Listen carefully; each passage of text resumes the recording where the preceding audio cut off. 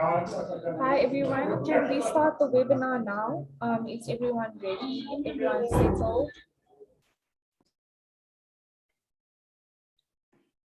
Thank you, Kirsten. Thank you, Ashley. Can you see me? Yes, we can, Ma'am Vicky. Okay,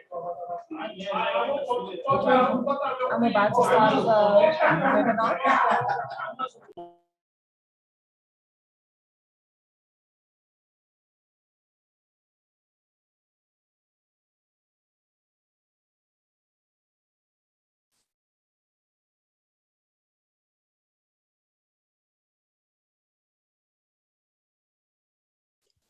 Good afternoon, everyone, and welcome to our English reading webinar. May I take the opportunity of welcoming our director, the DDG. May I also welcome other directors from districts, the CESs, the subject advisors. You are all welcome to our English reading webinar in the foundation phase. May I also take the opportunity of welcoming our honorable speakers. Thank you for availing yourselves for this session and giving us wisdom from your knowledge. May I also welcome our participants from NECT and British Council and other publishers that have joined this reading webinar. It is indeed an honor to have you here with us this afternoon. May I welcome the subject advisors from district, and most importantly, may I also welcome the teachers to our reading webinar. The title of our webinar is Teaching Reading in the Foundation Phase. We chose it because we felt it was very important that we get the teaching of reading correctly in the foundation phase and lay a solid foundation because reading is important for learning. Without much ado, I would love us to go through the vision and mission of Gauteng, as well as the program for the day.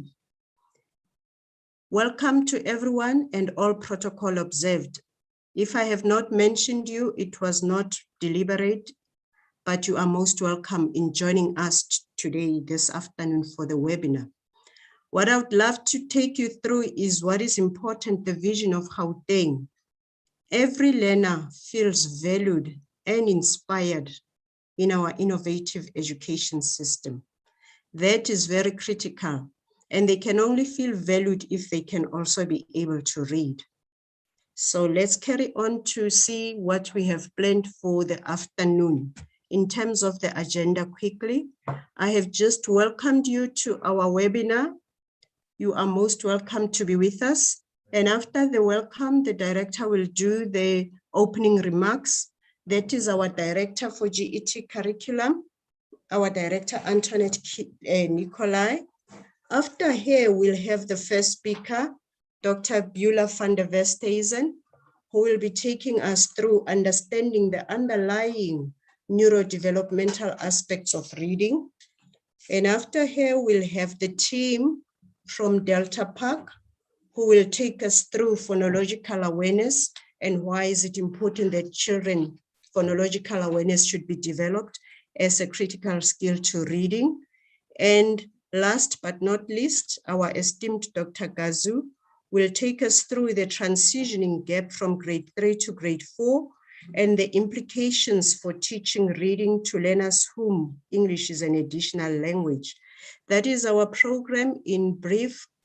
Then we'll have a question and answer session.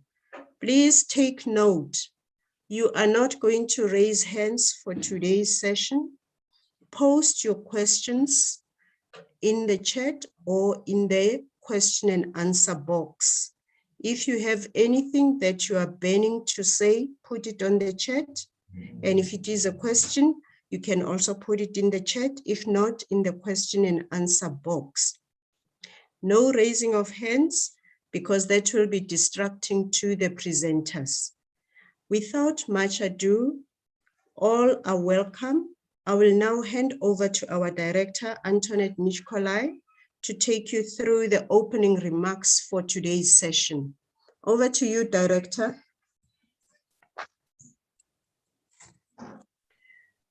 Good afternoon, Pinky. I'm just going to share my screen quickly.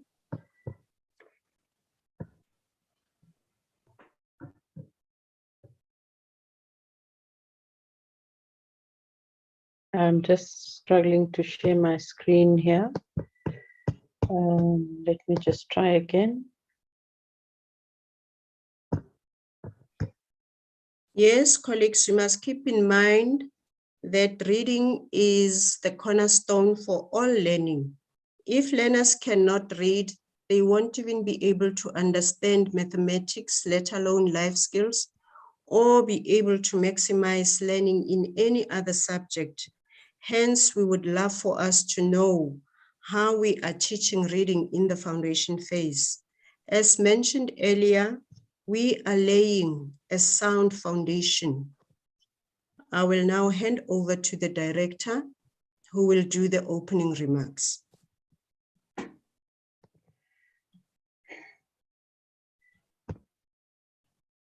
Can I please ask that I just want to check if you can see the screen, and yes, apologies Director, for that. can. Good afternoon. Thank you. Good afternoon, everybody. Let me just put that into slideshow quickly. Thank you, Program Director, for the warm welcome. And let me also just acknowledge the presence of our distinguished speakers here this afternoon, as well as all the participants that have joined us in the webinar this afternoon. As part of the opening remarks, it's important that I just emphasize that we know that every learner in Gauteng takes English as a subject, either at home language level or at first additional language level. So everybody here in the webinar would know that English then becomes the language of learning and teaching from grade 4 onwards. And therefore, the competence in English is very crucial. We have 591 schools in the province that do English as home language and 859 primary schools that do English first additional language level. Then further to take you through the contextual background, we would recall the last PEARLS study, the Progress in International Reading Literacy study. The findings indicated in PEARLS that our learners are far behind, in fact, about 3 grades behind in terms of their reading skills. That latest assessment on language proficiency found that 8 out of 10 grade 4 learners could not read for meaning in any language in South Africa. So it means about 78% of our learners could not read with understanding. And by responding to the PEARLS findings, as well as the President's pronouncement, the Gauteng Department of Education, through the implementation of the language and mathematics strategy, we emphasize reading, and reading becomes an integral part of our strategy, through which the province will ensure that every 10-year-old can be able to read for meaning. The language and math strategy which we have also seeks to foreground reading as a critical skill for successful learning across all grades and subjects. In 2019, we conducted an oral reading fluency assessment, and many of you would know it as the ORF or the ORF. And when we conducted that in 2019, it further confirmed the need to improve the teaching of reading. That oral reading fluency showed us that 47% of learners in the province were found to read below the benchmark. So learners could not read 40 words correctly per minute. Through the oral reading fluency, which was conducted in EFAL, research has shown that children cannot read well with understanding in the home language and have little to transfer to FAL, or first additional language level. The low reading levels were then further exacerbated by the emergence of COVID-19 in 2020, and of course the continuation of the rotational timetabling in 2021, as well as the pandemic this year, which continued. The intermittent disruption of teaching and learning, as well as rotational timetabling, which led to learners attending on alternative days, and it's still happening, have to a great extent contributed to learning losses. Although reading and writing were foregrounded as part of the fundamental and core skills, the remaining teaching and learning time to date is still not sufficient to cover critical language skills, one of which is reading. The low reading levels were, as I've said, further exacerbated by COVID, and pardon the spelling in the second bullet there, COVID, the 19 education environment, due to the need to adhere to non-pharmaceutical interventions such as social distancing, rotational timetabling, which was introduced. There's been a negative impact on teaching and learning of reading in both home language as well as in FAL, as learners were only attending schools on alternate days. Of course, remote learning aimed at complementing what is happening in the classroom as that which was a challenge. The role of parents in supporting learners became very critical and is still very critical to ensure that parents are able to support their children on the days, especially when they are at home or on rotation. To address the challenges in languages, particularly, the GDE has developed the strategy, which we call the Language and Math Strategy, which hinges on 9 pillars. That is just a slide which shows you which are our 9 pillars. And surely in the classroom, at school level, we all know that we have to focus on the assessment and diagnosis. Unless we diagnose the problem, we are unable to intervene correctly.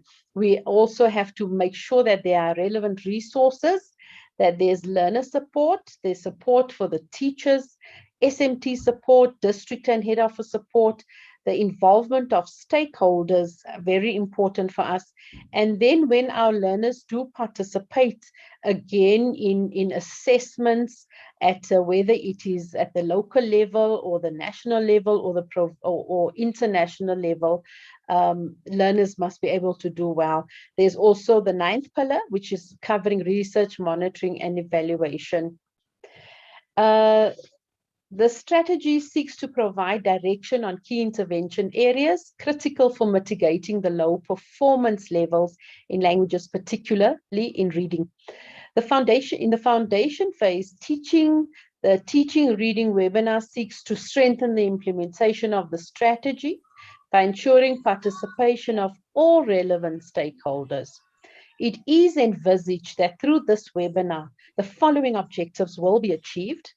One of them being to create a platform for educational discourse around effective teaching of reading in the foundation phase. Also gaining a clear understanding of the neurodevelopment and how it contributes to learning how to read. Another objective is to share expertise on effective strategies for teaching reading in the foundation phase, beginning, of course, with phonological awareness. And another objective is to bridge the gap between the foundation phase and the intermediate phase on teaching reading. So thank you so much. I think we are all excited to listen to the speakers now, who will be focusing on those areas, and you'll be given an opportunity to interact with the speakers. I thank you.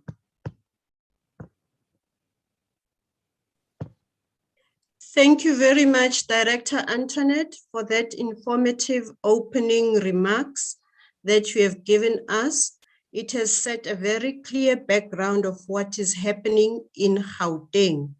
Thank you. That was very interesting, and it certainly has given us the way forward. I will not delay. I will move on There's a lovely quote. You are never too old. Oh, something is blocking my eyes. Or too wild to pick up a book and read to a child. That is what Dr. Seuss says. Let's move on with the program. I would love to introduce our first speaker for the afternoon, and that is Dr. Beulah van der Westhuizen. Dr. Beulah van der Westhuizen is an educational psychologist and founder of the Edu Excellence Schools, the Assessment Center, the Development Center, and the Neurodynamics Academy. As an award-winning entrepreneur and educational expert, and having traveled to multiple countries to share her expertise, Dr. van der Westhuizen has been recognized as a world leader in both education and business. She is an international authority in neurodevelopment. She has shared her insights around her passion for adults and children who struggle with everyday learning with celebrities such as Dr. Phil and Vanilla Ice. She reaches out to thousands of people through multiple media platforms and has her own radio talk show. And this is her brief story that will follow. She started her career in pre-primary teaching, but was drafted to lecturing at one of our universities by one of her lecturers. She trained ECD teachers in Gauteng, and as a member of the team, was asked to open a pre-primary school so that the students can do their in-service training. She opened Kidikol ECD Center, and by the time she left, the center had 360 children on the then largest pre-primary building in the Southern Hemisphere. She was fortunate enough to be allowed to launch exciting projects such as the Kidikol Play Bus that served underprivileged children in and around Pretoria, and assisting children housed in prisons. As university lecturer, she also lectured and mentored educational psychology students of the University of Pretoria. During that time, she completed her B.Ed Psych and Masters. The call to do her own thing was strong, so she opened up her first private practice. It was during that time that she realized that her training, or the training rather she received, was not adequate to optimally assist learners with barriers. Her daughter Zoe was born, and her developmental milestones, combined with the awareness that traditional training was not enough, prompted her to complete an additional year internship where she specialized in neurodevelopment. She completed her doctoral studies, and by then the desire to implement what she has learned and model, that is TheraEd, that she designed into a school setting, prompted her to open Edu Excellence. The rest is history, as they say. An impressive biography. Over to you, Dr. Beulah. Thank you so much for that lovely introduction, and then also for the opportunity to be here and to speak to so many teachers. I thank you, Pinky, and the director for this opportunity, and also for the fact that you prioritize reading, which is such an important skill. So I'm just going to share my screen as well. There we go. And if someone can just indicate that it's all systems go, then I'll start. So yes, we can see it. Thank you so much. I was so grateful for the intro, the initial intro, because you as a teacher, you are standing at the forefront of creating our future. I always say teachers are futurists. and you are creating our futures. So it's so important then to understand what is needed to create this future. And I think one of the most important things is to create a love for reading. Because if children don't have the love for reading, they wouldn't want to read, and therefore it will be difficult for them to actually learn. So in part of creating the love for reading, we also need to understand what is important and what is necessary for reading. Because if a child continues to struggle to read, they won't love to read. So if we can work on the part that assists reading, then we're halfway there, I believe. Once the neurodevelopmental components are in place, then it's actually easy to learn to read. Okay, so the current educational scenario has been already touched on by the director, but I'm just quickly going to touch on it again. So first of all, we've identified that learners at grade 3 learners sometimes do have they're behind up to 2 years. Some of them can read only 40 words per minute. And then also they do not read for understanding. Now, I'm so glad that I'm speaking to the foundation phase teachers, because you would understand that these are all outcomes. And these are easy things to identify. I mean, when we do our assessments, it's easy to assess reading age, reading speed, and reading comprehension. And usually when we then identify the reading age, reading speed, or reading comprehension to be difficult, the traditional thinking in remedial is to give additional reading or to create a program that will actually work on reading age, reading speed, or reading comprehension. And there's a number of reading programs geared towards a component or a combination of these components or all the components. But what I would love you to understand today, that if the problem, or if we are identifying a delay in any of these, it does not logically make sense to actually try and address the problem at this level. We should think of it differently. And what I always say is that reading, as with writing, as with arithmetics, is actually blue sky expectations. In other words, they are outcomes of a process. So if the outcome is then not as we would want it, once again, it makes sense not to try and remedy it at the outcome level. It makes sense to ask the question, why are we seeing the difficulties with reading, reading age, reading comprehension, and reading speed in the first place? And the moment we start to ask the question why, then we actually start to dig deep into the neurodevelopmental components. A lot of people and a lot of teachers sometimes forget that reading is the function of cells. I want you to think about that for a moment. Reading is not the function of a method or what's on the page or any of those things that we think is in curriculum. No, our ability to read is the function of our cells. Brain cells, our neurodevelopmental components, our visual, auditory, and all of those components need to work adequately in such a way that it can support reading. So let's then look at the definition of phonemic awareness. So this awareness is or can be defined as the ability to work with sounds. So we receive the sounds and then we identify those sounds, and they are usually the smallest units, which are the phonemes. So if we then think of that definition, then obviously it's sound waves that's coming in, and they are frequencies. And these frequencies will hit the tympanic membrane, which is the eardrum. So we need healthy eardrums and healthy ears then to actually receive the sound wave. And that is then translated into a nerve wave, and that nerve wave then will actually send the information to the different areas in the brain.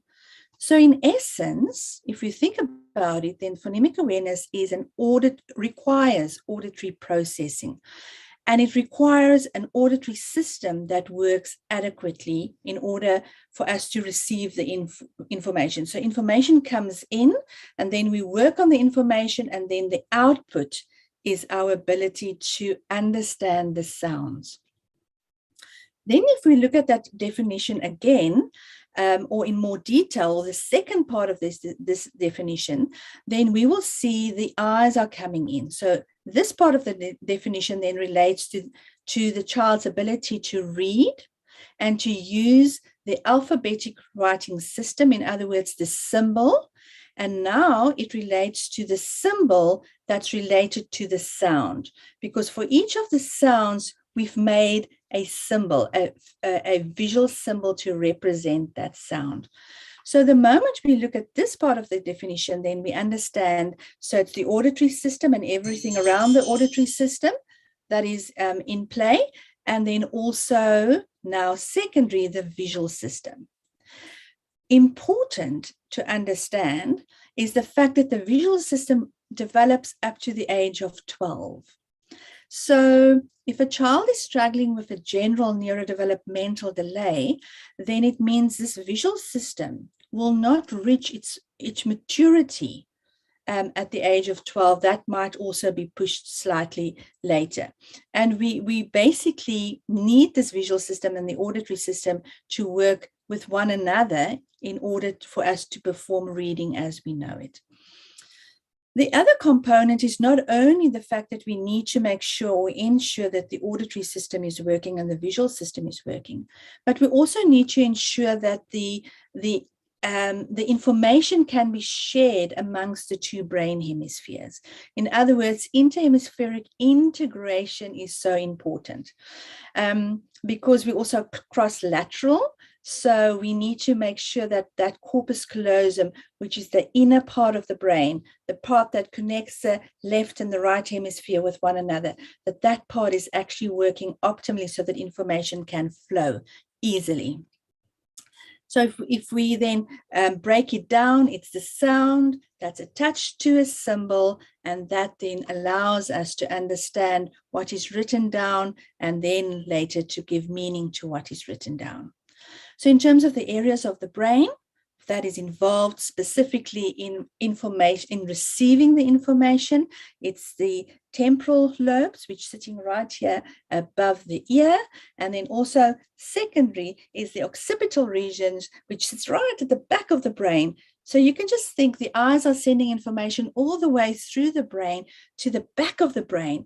And if the neurons aren't strong or the pathways aren't strong, then a lot of the information can actually disappear. It cannot reach its destination.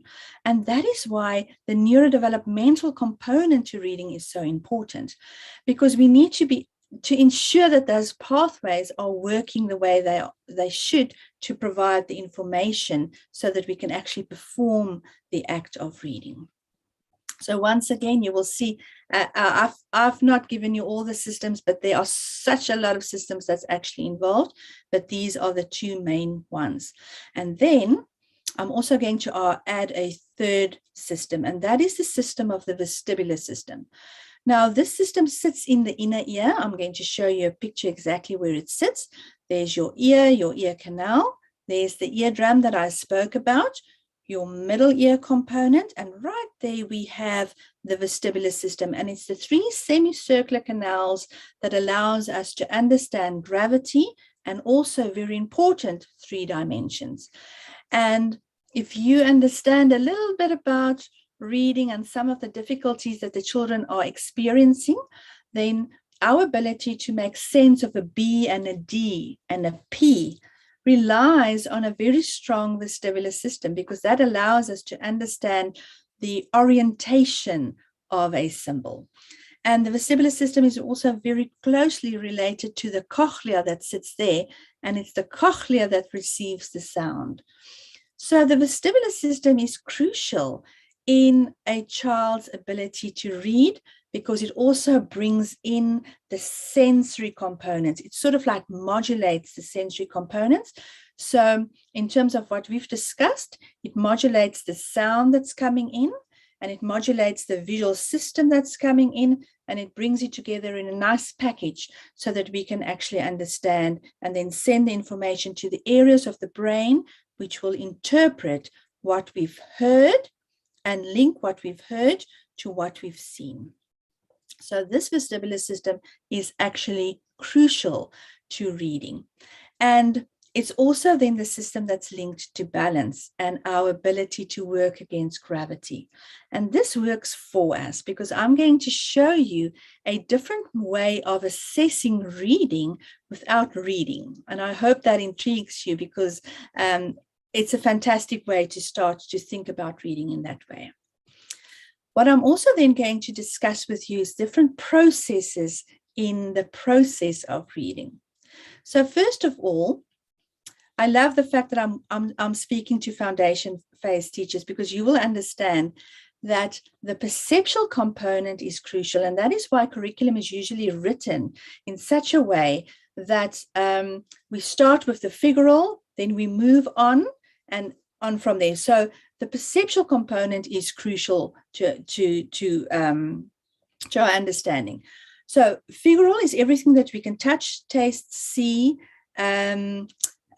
smell, manipulate, and then we go on and we can make a figural aspect of it. In other words, we can make a picture or we can write a word. And at this stage, the word writing is still without understanding. And only then we actually move over to the last segment, which is the semantic, where the word is written and there's an understanding or comprehension of that word. In other words, the child must develop from the right-hand side, which is the figural component, move over to the middle side of the brain, or where they interlink, where we have the symbolic representation, and then only can reading take place the way we understand it. In other words, there's a word, we interpret the word, we decode the word, and we apply meaning to the word that we are seeing. But that meaning will rely on what we understand from the figural. In other words, if I say apple, the picture that you are conjuring up comes from your experience of a real apple. And that is why the perceptual component is so crucial before we can really, really apply reading as we understand it. Other systems, that's also important, and I'm now going to show or take you quickly through all the different mechanisms that's involved in reading readiness. So here I've got a picture and I've linked it to the actual place in the brain where it sits. So everything starts with visual closure, visual conceptualization, visual attending, visual sequencing, because visual sequencing is so important in spelling, visual discrimination, judging of what is similar. In other words, if you think of an A and an O, they are so similar to one another that the A has got a little leg. And if a child is not able to apply visual closure and conceptualization and attend and sequence and discriminate, then they won't be able to judge the difference in different letters. And only then do we have the ability to read. In other words, now we have reading readiness. And you will see all of that lies on the right-hand side. It's a visual representation. It's visual skills that we need. And it's a right hemisphere activity. And then things move over, and then it moves over to the left hemisphere. And now we have things like vocabulary, and it moves on to analogical reasoning, verbal sequencing, because now we start to make words and sentences, memory of details, extremely important. And then it jumps back from the right hemisphere to the left hemisphere into inferral memory, and then speed word recognition. And only then you have reading. So it's very important that we don't just look at reading and assess reading at the top level. We need to drill down to the nitty-gritty parts of reading, or to the underlying neurodevelopmental subsystems that support reading.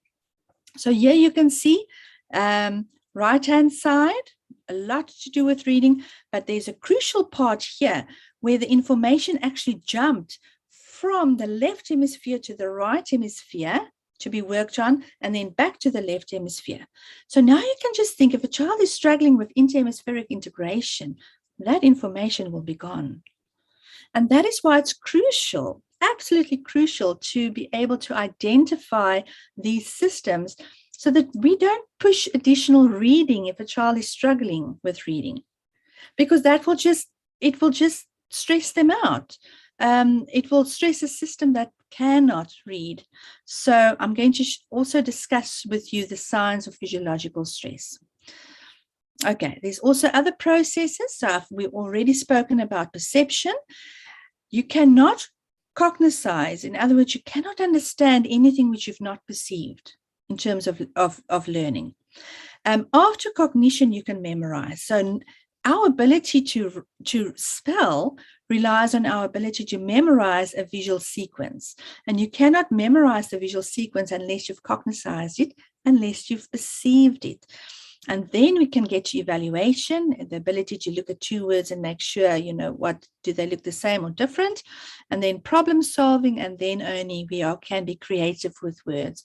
So these are also, it's also a process, a sequence that needs to be in place for optimal reading to take place. So the question is, what can you do as a teacher in your class in terms of reading? And I think the most important thing is to understand that reading is much more than words on paper. It is a neurological, neurodevelopmental process, and we need to make sure that every single step is in place in order for reading to take place. Then, obviously, the auditory system, take note of the auditory system, and if you are suspecting anything there, to actually investigate and take it further. The same, obviously, with the visual system. And I think a lot of teachers are more aware of the fact that the visual system needs to be in place than the auditory system. Extremely important. And then crucial in our ability to read is the vestibular system. And I'll show you a very easy way to assess the vestibular system at the end of the presentation.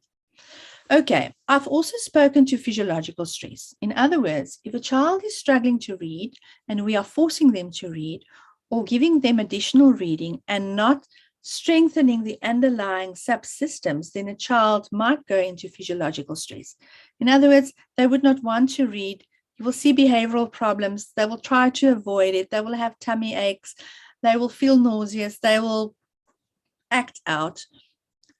It's extremely important to identify these things and understand that they are not being naughty. They struggle to read. So if you see any signs, breathing pattern changes, facial color changes, muscle tone, red ears, warm ears, any behavioral changes, or your fight, freeze, or flight, then you know they are in physiological stress. They are physically, neurologically struggling with what you're asking them to do. So stop the activity. It doesn't help to force them. It doesn't help to add extra reading.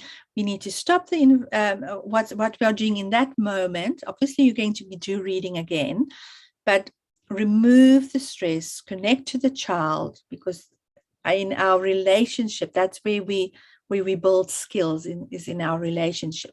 Make copious notes so that you can actually give this information to the specialist that's helping the child, modulate their sensory system. In other words, calm them down, calm the environment down, understand that they're not being naughty. They are physically struggling to read, struggling to make sense, and then acquire additional neuroinformation. And I will show you how to do that.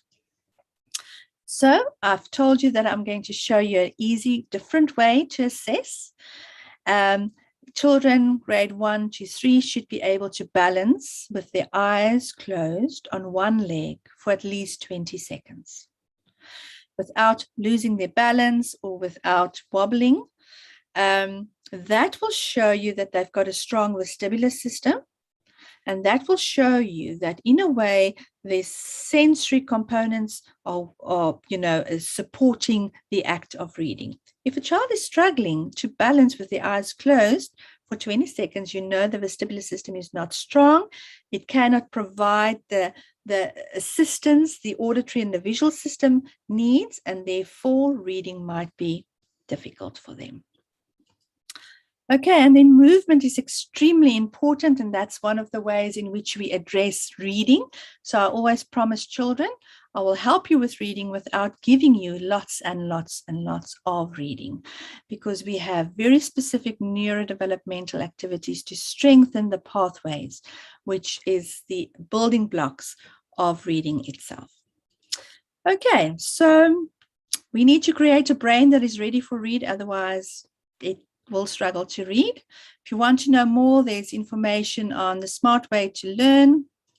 And I want to thank you for your time, and looking forward to the rest of the presentations. Thank you very much, Doctor. That was brilliant. And thank you for enlightening us and making us aware of the fact that reading is more than just words on paper. Thank you for taking us through the understanding that reading is a function of the brain and how intricate the process is when we learn to read. Thank you for taking us through the neurodevelopmental aspects of reading. Without much ado, I will now introduce the Delta Park team. On my left at the top, we have Zakia. You can see how pretty she is. And we have Karen on the right, and below Zakia, we have Lisedi. This is the Delta Park School team that will take us through phonological awareness. Let's just go through their brief biography. Zakia, Karen, and Lisedi are language therapists working at Delta Park School. They are passionate about children who experience barriers to learning. They are fortunate enough to be able to compare and share knowledge, having graduated from different universities in South Africa. Being employed at an Elsen school has enabled them to gain valuable experience and work within a multidisciplinary team to address learners' difficulties. I will not take much time. I will hand over to the Delta Park team. Over to you, Karen, Zakia, and Lisedi.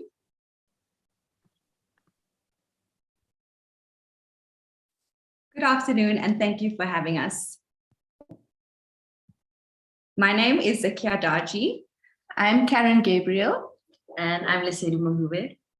Thank you to the Department of Education for hosting this wonderful webinar and for giving us the opportunity to contribute.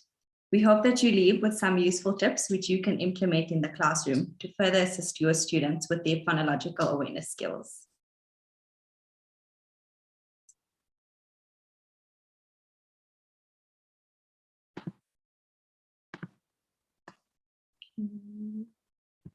Just give us a second while we get the presentation.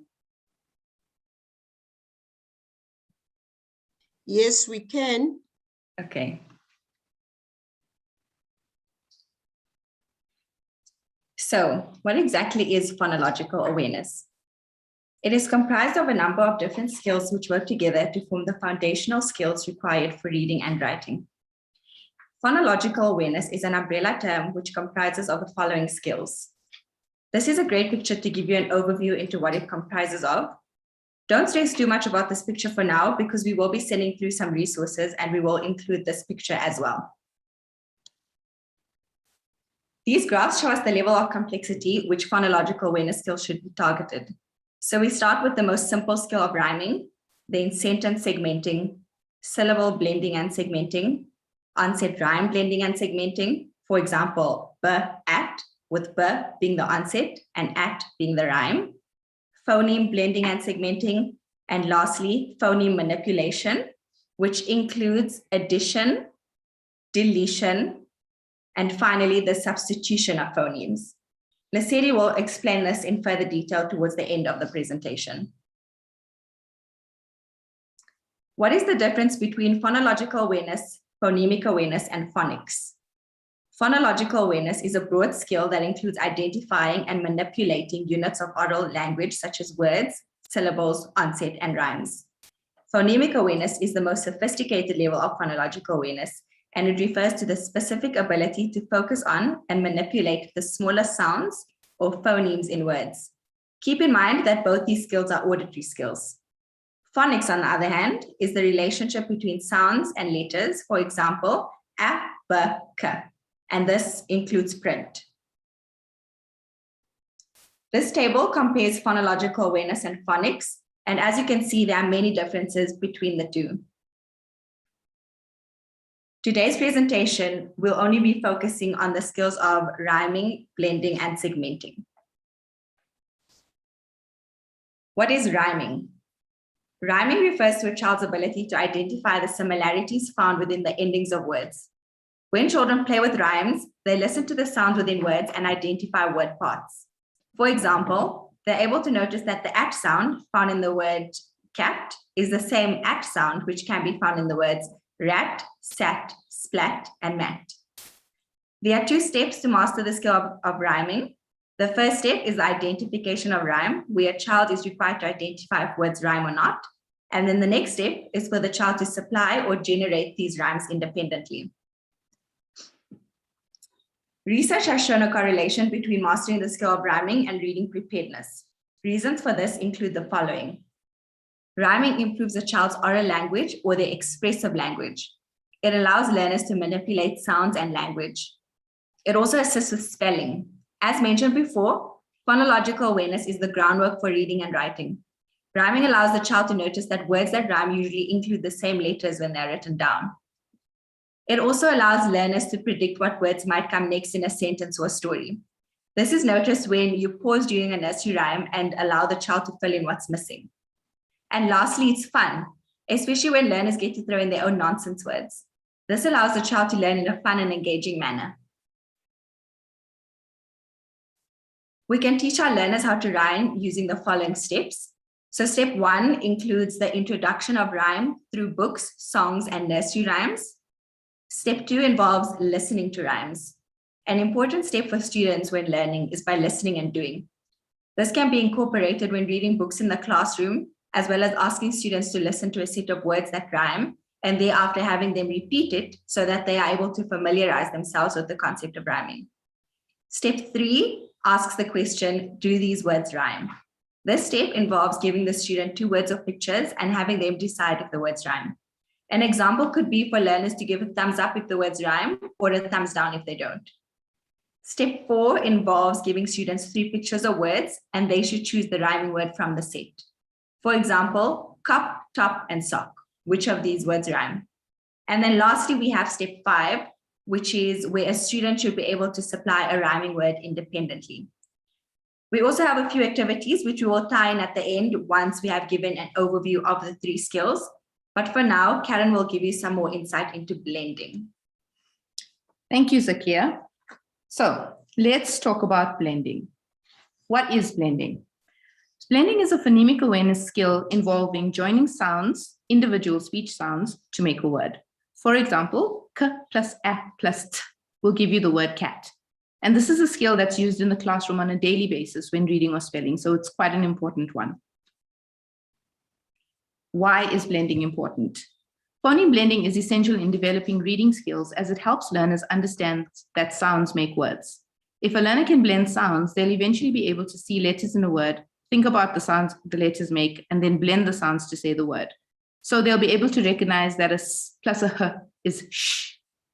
Blending is also important because being able to mentally join speech sounds will help learners to decode unfamiliar words when reading and then use the context to help them understand what they are reading about.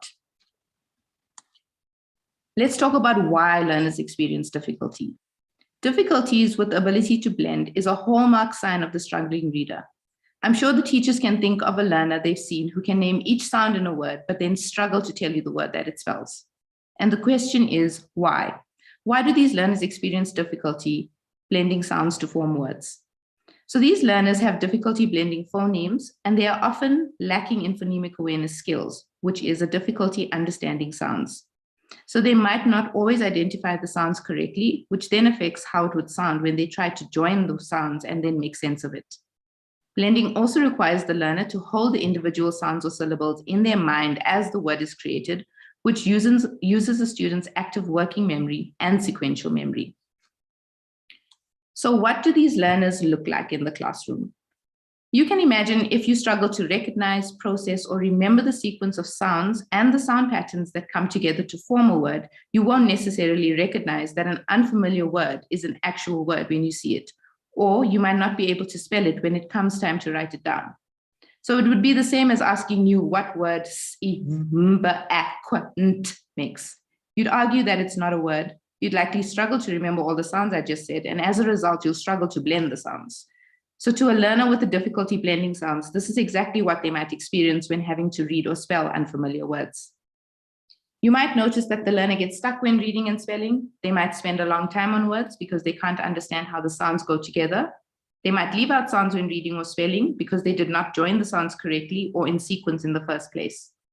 For example, went might be read or spelled as wet because they didn't join all of the sounds in the word they wanted to read or spell. When they leave out sounds when reading, it might be because they can't understand how to blend it into a word.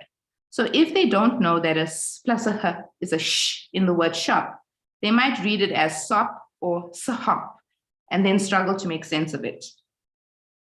Let's look at what to do if your learner is having difficulty blending sounds. So as mentioned, this is a difficulty with phonemic awareness, which needs development. It's always good to start with easier tasks, then increase the difficulty so that the learner can grasp the concept and also feel some sort of success. Your aim is to build a skill.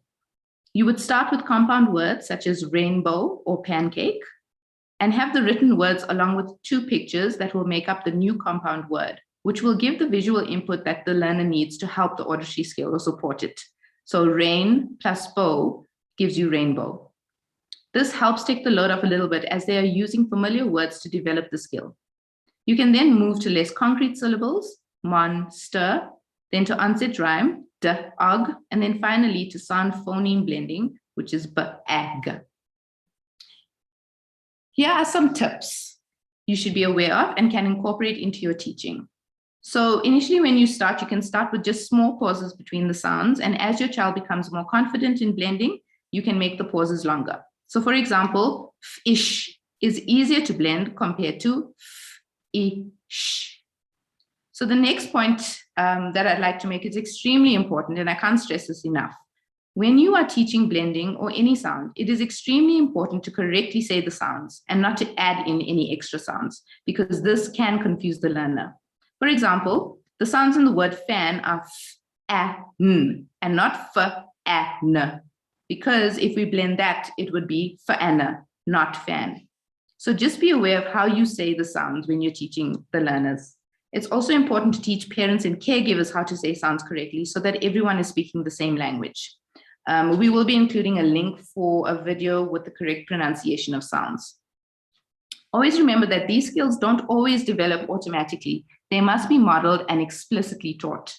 It is also extremely important for these skills to be practiced at home. So please encourage parents and caregivers to play sound games at home. I know it's easier said than done, and we often sit with the same issue in our school, and our context doesn't always allow for carryover into the home. But having said that, I think it's still important that we try.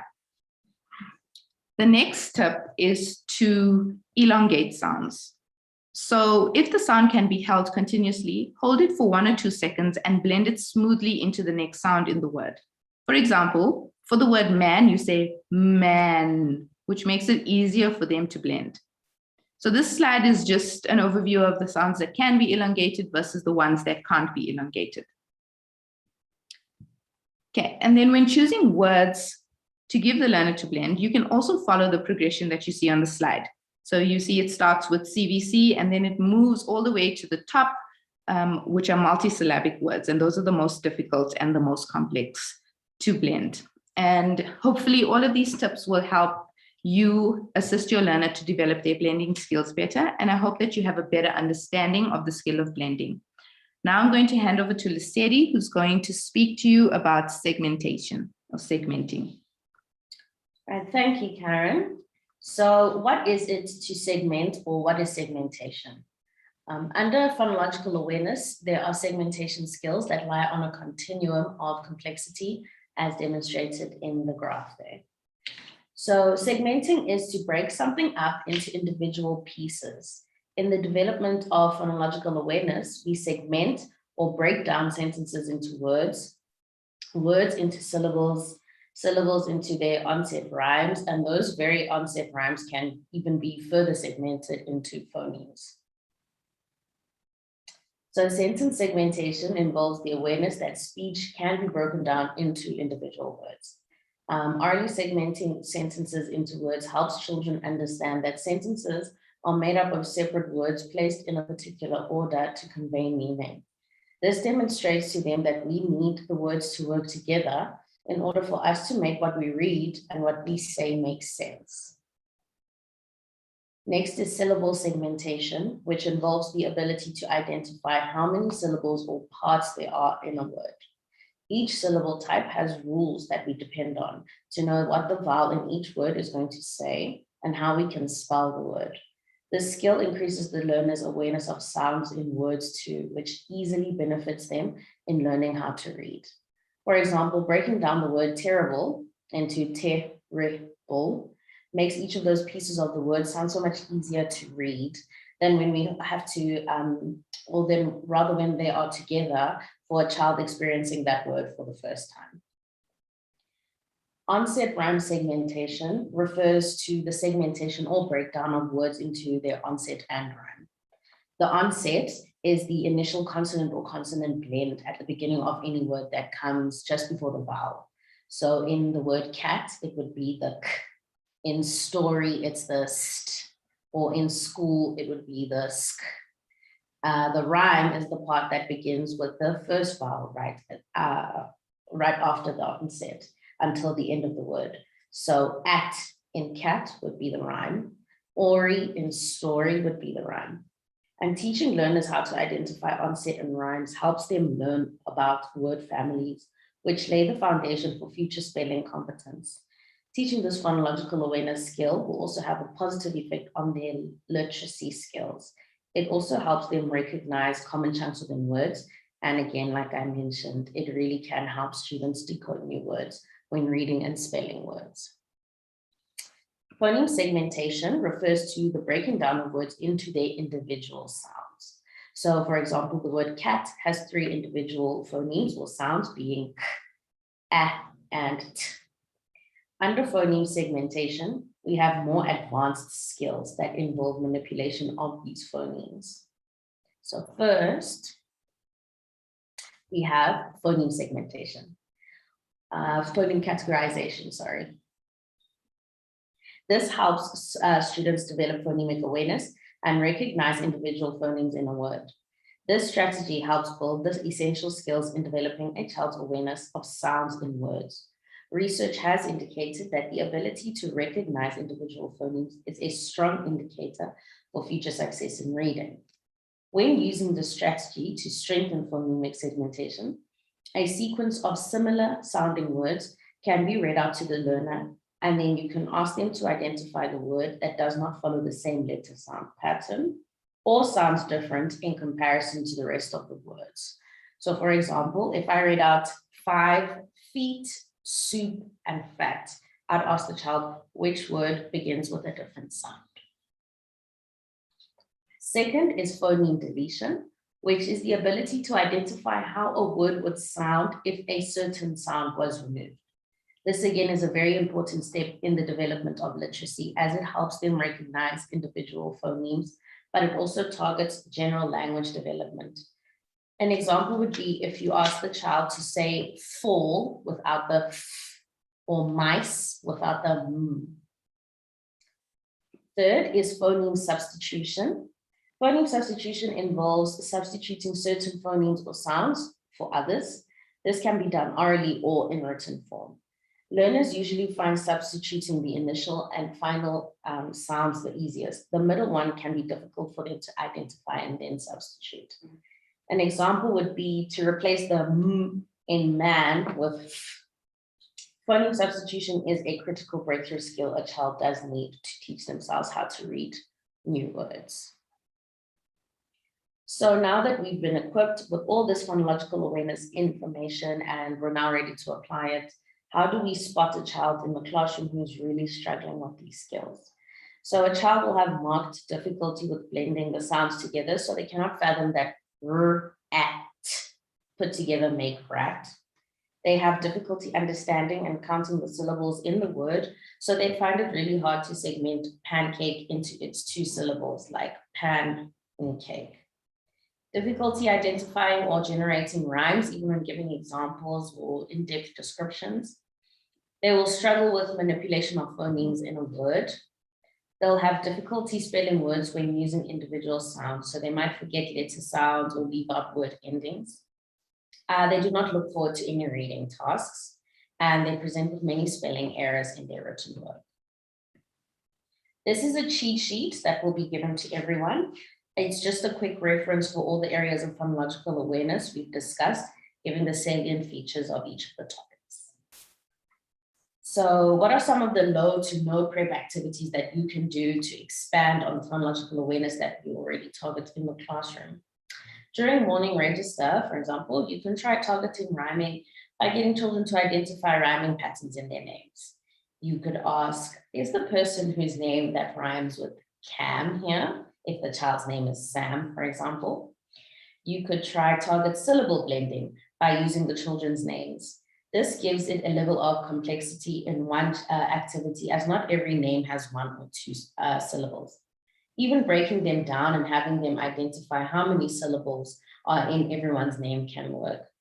They can be a Michael or a Cecil or even an Angelique. When giving out instructions throughout the day, you can have the children finish off your sentences pertaining to the task being done at that given moment. For example, you could say, we're going to cut out the pictures with our, and that reinforces their auditory closure skills. You can have them correct your nonsense rhymes by providing the correct version, like saying, oh, show me your dental. Take it a step further and have them generate what rhymes with whatever else you can think of. You can ask them what sounds are in objects being used or words that they are learning at that given time. You could ask them what the initial or final sound in paper or door are. You can even break down words into isolated sounds by saying things like, can you please put this in your bag, and have them blend that together, or put the k up on the table. Try to use 3 or 4 sound letters, words so that the learner can try blend it together.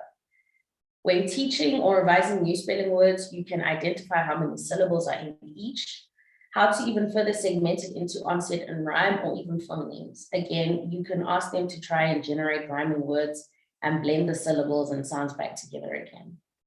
An easy game that's always guaranteed to have some laughs and some fun is I Spy. Have the children identify the word that you are spying first, and then you can ask them to generate a rhyme. Then ask them to segment the word. They can do syllable segmentation, and if they've mastered phonemic segmentation, they can segment that into sounds.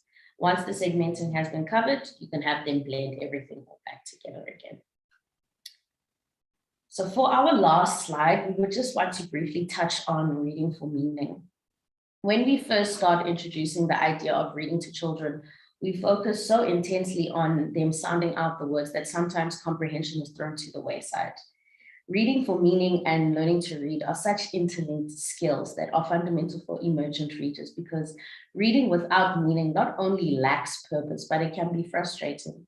For example, this is a text that I found in a mathematics book, and it reads, the surface with Cartesian equation is smooth in the real affine plane if the system of equations has no real solution, unless the projective plane has no real solution other than 0.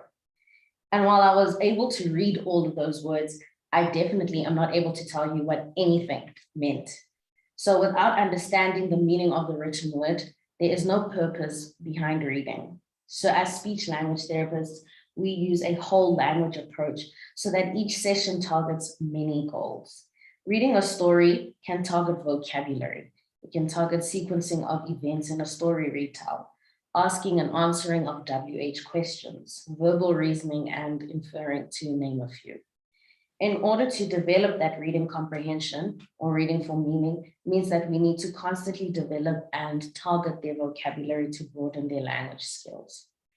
We can do so by asking what they understand about the text and even further expanding on their utterances. When introducing new words, we can discuss, describe, and even accompany them with pictures so that they have a visual and verbal reference to really solidify their comprehension. We can even ask literal questions like the who, what, where, when, and how about what was read, because questions like those leave no room for interpretation.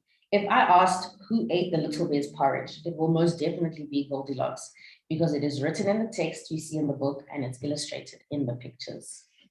It may not come easy at first because understanding that a what question entails you giving an answer about a thing or an object, or the where question needs to be an answer about a specific place can be concepts that even first additional language learners are learning.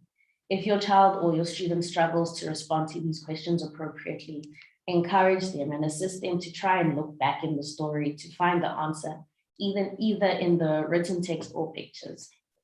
You can give hints about where the answers can be found, or you could even sabotage yourself and give them incorrect answers and have them correct you to really gauge whether they truly understand or not. Thank you so much for coming out and taking the time out of your day to listen to our presentation. We really hope that it was helpful and insightful.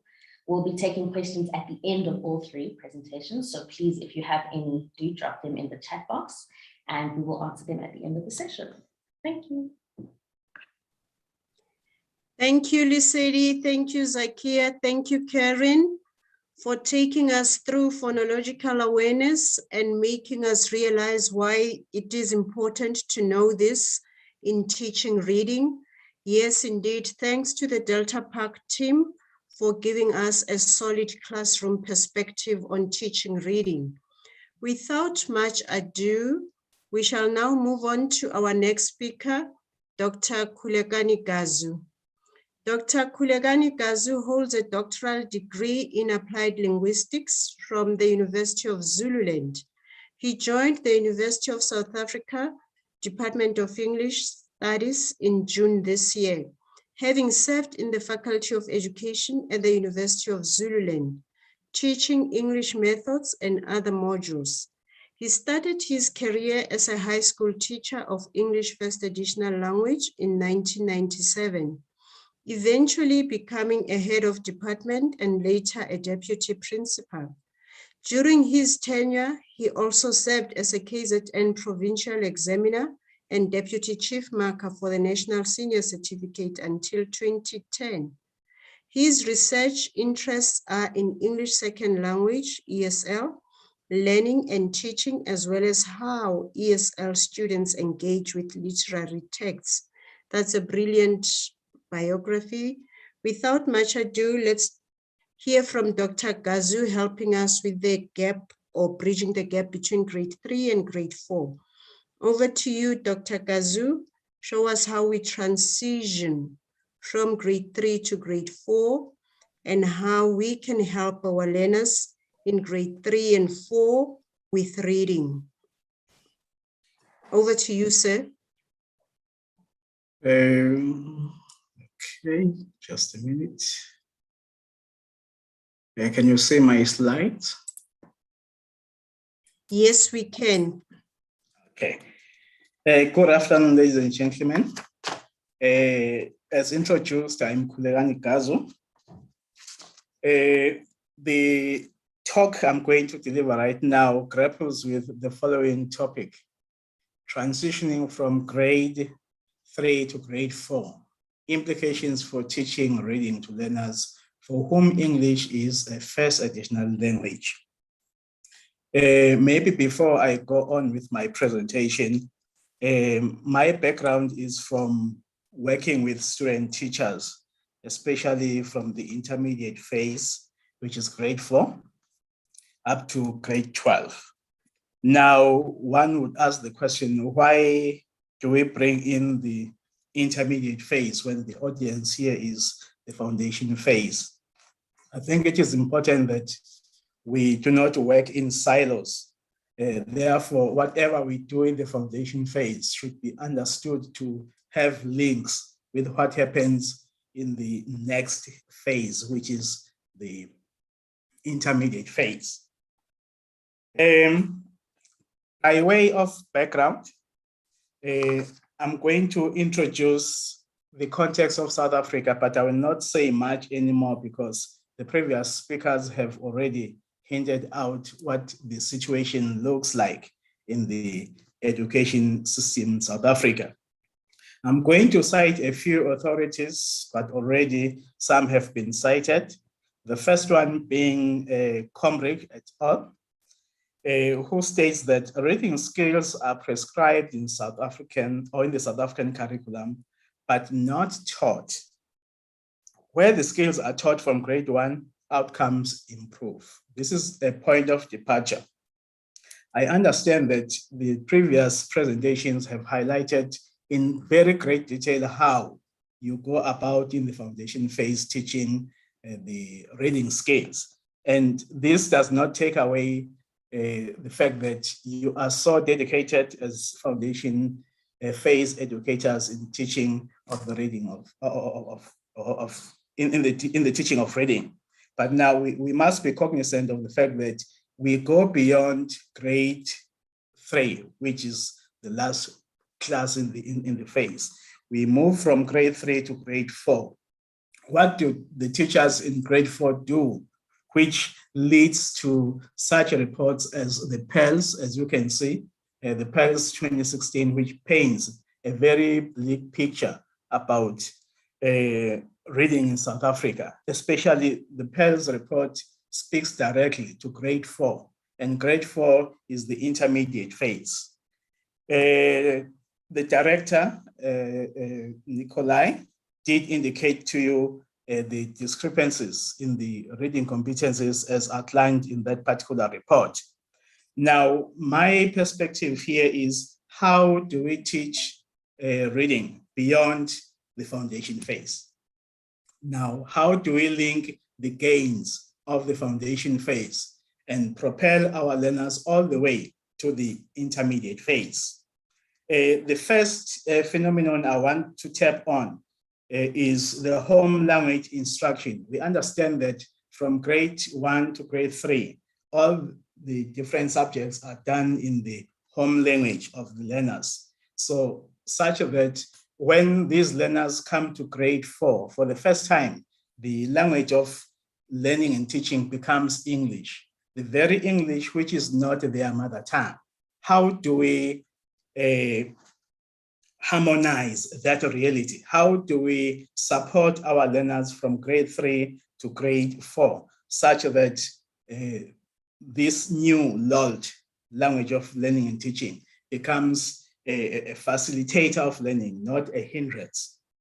The first thing that we have to take stock of is the home language instruction must also be used, must be exploited to foster reading with understanding. We understand that when learners come to school, they can already speak their mother tongue, and they already possess a number of vocabulary items or lexical items, and they already have the knowledge of the world when they come to the primary school through their mother tongue. Now, if we are going to neglect that knowledge that they already have at their disposal, we are really not going to succeed when we introduce a new language whose vocabulary is totally unknown. Pretorius and Clark-Beck 2016 contend that reading comprehension competences can cross-transfer between languages. In other words, we have to be able to transfer the skills that are acquired in the mother tongue to the first additional language. In the next slide, learners need to be able to decode words if they are to understand what they are reading. Now, this speaks to the interdependence between decoding and understanding. The Delta team talked right at the end about reading comprehension. In other words, decoding alone is not sufficient. We have to read words, but at the same time, we have to understand what it is that we are reading. So learners will not be able to comprehend a text if we do not teach them the skills and strategies to be able to understand. And what does this mean? It means teachers are supposed to take seriously their role as agents. The agency of the teachers in the process of understanding a text is very important. And we cannot take it for granted that since they are able to decode, therefore they are able to understand. Therefore, while decoding is important, mastery, that is the mastery of phonics, comprehension strategies need to be purposefully executed. We must make a conscious decision to say, we are going to take our learners through the path of understanding the text. Now, the topic that I'm presenting here is the transitioning. How different or how similar is the experience of reading in the foundation phase? How different or similar is it to the intermediate phase? Because we cannot decode forever. We cannot blend forever. We must move beyond that stage. But then are we realistic enough as we propel our learners through the stages? Now, this slide takes you to the similarities and differences between the foundation phase and the intermediate phase. The point of departure here is going to be in the foundation phase. As you can see, the curriculum statement speaks to reading and phonics. And then if you consider the intermediate phase, the focus is now on what? Reading and viewing. So that is the point of departure. This tells you that as much as we are continuing with the same work we started in the foundation phase, but at the same time, we have to be cognizant of the fact that we want our learners to grow beyond simply reading, because sometimes reading doesn't really guarantee that they are going to understand. And they are not going to read discrete words all their lives. Those words must be bundled, if I were to use that informal expression, into bigger chunks, into a text. And the text is holistic. There is a unit in a text. Now, those discrete words must feed onto the larger structure, into the larger discourse. Now, what is it that the foundation phase teachers seem to be focusing on? And how relevant is that in the intermediate phase? For example, I would highlight the fact that in the foundation phase is where English is a first additional language. And this means these learners have not been exposed to the reading and writing of English until they arrive in school. Bear in mind what I said initially. I said as they come to school, they already know their mother tongue. They can listen to it and they can communicate, they can speak their mother tongue. And when you introduce them to reading and writing in the foundation phase in their mother tongue, they are communicating something that they relatively understand. So reading comprehension is already there. And their lexical bank is almost rich. They have so many words that they already know. Therefore, how do we tap on that? So these are different pictures. So in the foundation phase, as you can see, you are trying to immerse them in the print environment. That is why your foundation phase teachers will have walls that have all sorts of print media, trying to create an environment. But how different is the assumption in the intermediate phase? In the intermediate phase, the curriculum statement talks about using pre-reading, reading, and post-reading strategies to read and view a range of texts. Now, if you analyze the discourse here from words to text, it means we are now looking at a bigger picture, because the primary point of departure is reading and viewing.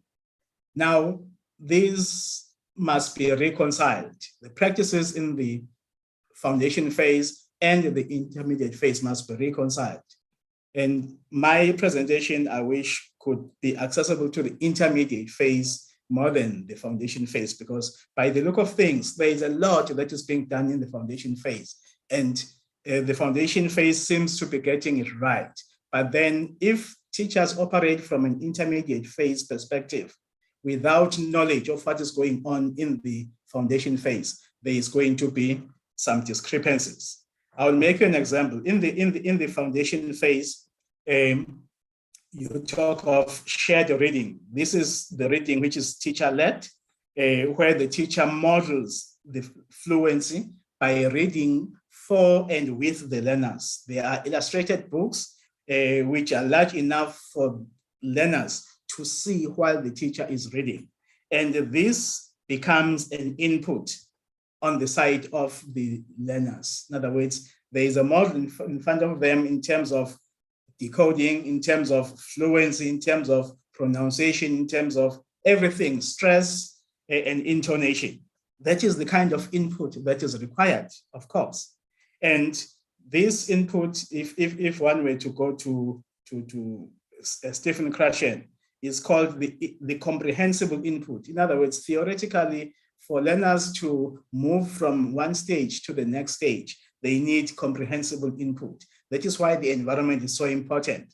This comprehensible input, according to Krashen, you are supposed to pitch it a level higher than where your learners are, such that when the learners are being exposed to shared reading, you read what they know, and then you move a step above that, such that I is what they know, it's I plus 1. But at the same time, it must not be too difficult because it's going to confuse them.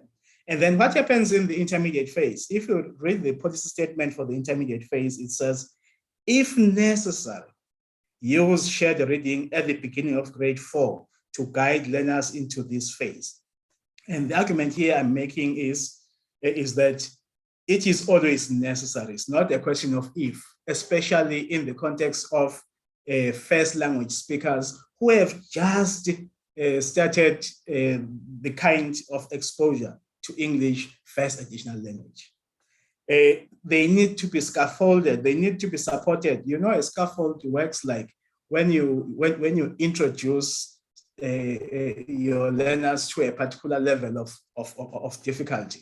We are able to support them, but once they are confident, you remove the support and then you propel them to the next phase or to the next level of competence.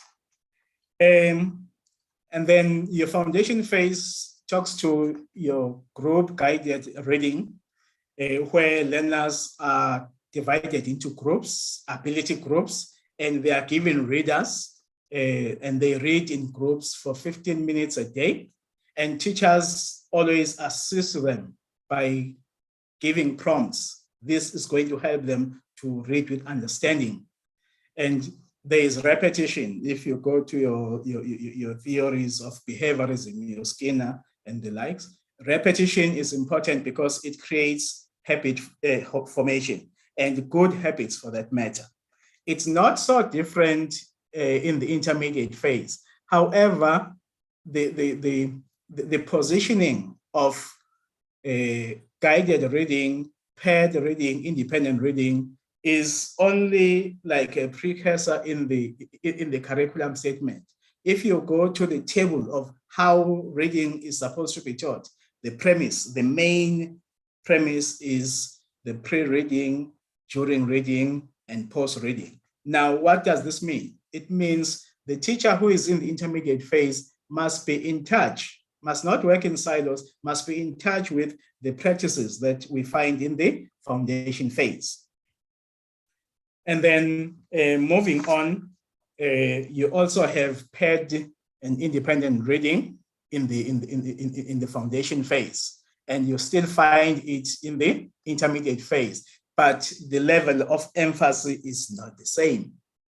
The Delta team and Professor Westhuizen talked at length about phonics. I will not even go back to that presentation. Phonics, very important because they must be able to relate those sounds and letters. But now the question we should be asking ourselves, are they confident when they get to grade 4?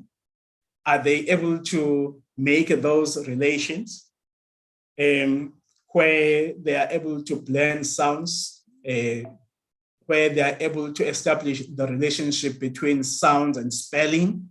And if you were to talk about English spelling all the way to the university, English spelling is a problem because there is no similarity between how words are spelled and how they are pronounced. English is such an unpredictable language. If I were to make you a quick example here, look at the 3 words: through, tough, thorough. Through, tough, and thorough. They all end in GH, but GH in each instance represents, it has a different phonological representation. And when you spell, it's different. So these must be reconciled.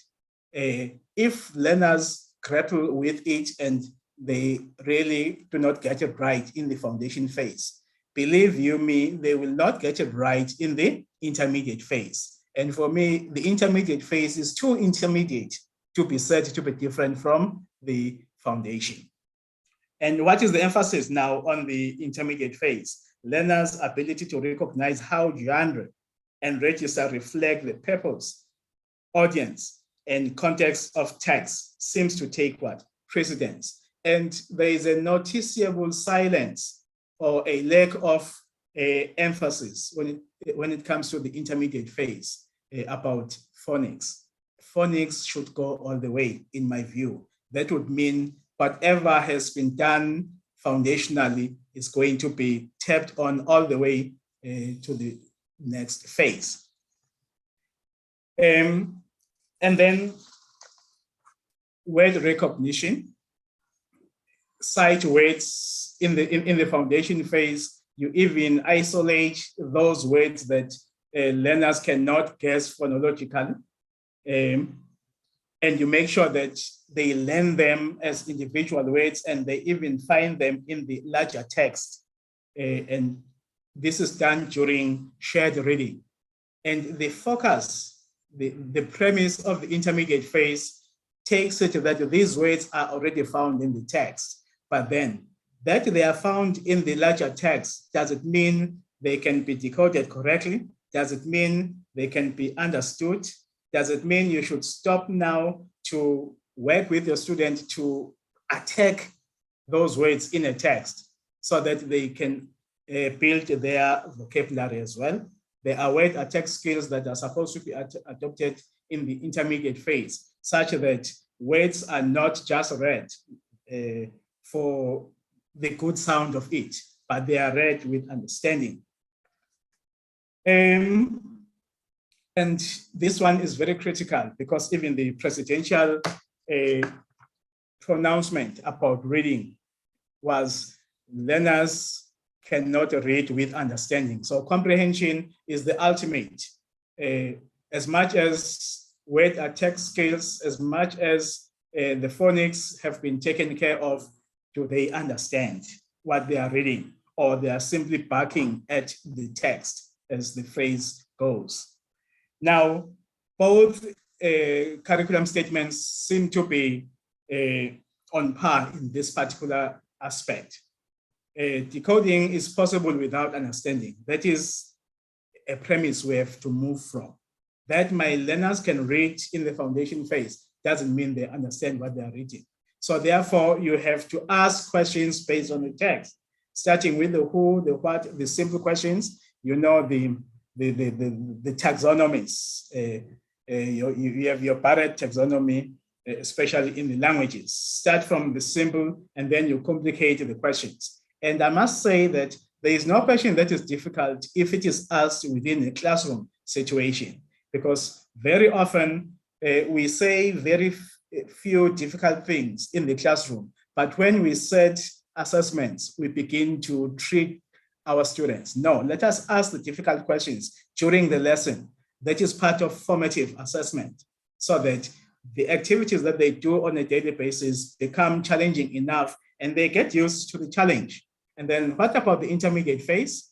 There is a very sweeping statement I'm venturing to pronounce here, to say focus in the intermediate phase is on comprehension, but it appears that some word skills are not fully mastered.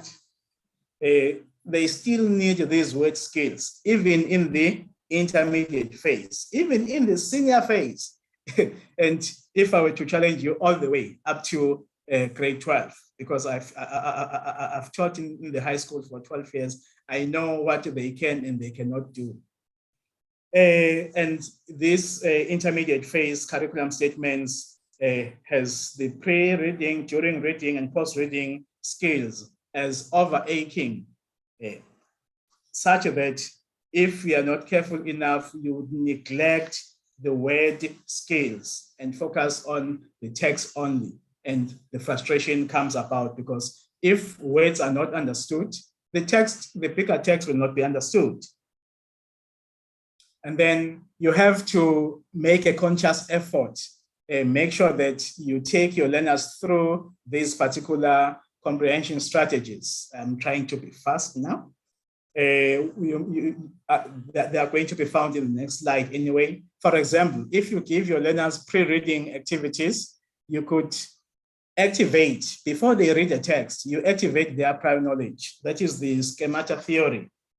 Because if you activate what they know about the world before they read the text, we are allowing them an entry into the world of text. You want them to relate the text they're about to read with what they already know. You want them to be familiar with the text even before they open it. For example, you can ask them to tell a story in which they experienced something similar to what the text is going to talk about. Therefore, you are easing access or you are allowing access to the text, to the world of text cognitively. Read the title of the text and predict. You want them to make predictions. They can look at the title of the poem and then they can come up with ideas as to how or what the actual text could be about. And then during reading, you don't want them to read all the way as if reading is a marathon. It's about understanding. It's about engagement. For example, you could say, compare this part of the text with your earlier prediction. Remember, you predicted during the pre-reading phase. Now it's during reading. Do you think your predictions are realized at this point? You can challenge them to say, where else in the text does this character do the same thing? Of course, you give them the text that they can relate to as young learners, of course. They have their own heroes and they must be able to follow their heroes such that they can say, this character has changed from what he was initially or when the story began. And then post-reading. Post-reading, again, is a strategy we are using to make sure that they are reading for a particular purpose. We want them to summarize what they have read so that it is evident that the act of reading is an intellectual engagement. It's not just barking at the text. You want them to change the stories so that the ends become different, where you make the hero a villain or a villain a hero. It is up to you. If you were in this position, would you have done or would you have made the same choices? We are trying to challenge the learners. Now, this is the conclusion of my presentation, to say how different or how is the intermediate phase how does it seem to differ from the foundation phase? And what is it that can be done to reconcile the two? The bold statement I'm making here is grade 4 introduces a shift from a focused teaching of reading to what the text is communicating. We are now moving from discrete words. We are now moving from words that stand alone to a text, to a bigger text, to a discourse. And when this happens, some foundational word skills may not have been attained by everyone. Of course, there will be learners who are on par with their age and reading, because reading is also an intelligence. You do have a linguistic intelligence. Therefore, some learners are going to be on board, but many of them in the first additional language context, they are not going to be on board. And I recommend, therefore, that in the intermediate phase, the word skills should not be abandoned, and they must be taught consciously, like it happens in the foundation phase. And I also challenge the first additional language teachers to tap onto the home language, because the home language is very rich already when the learners come to school.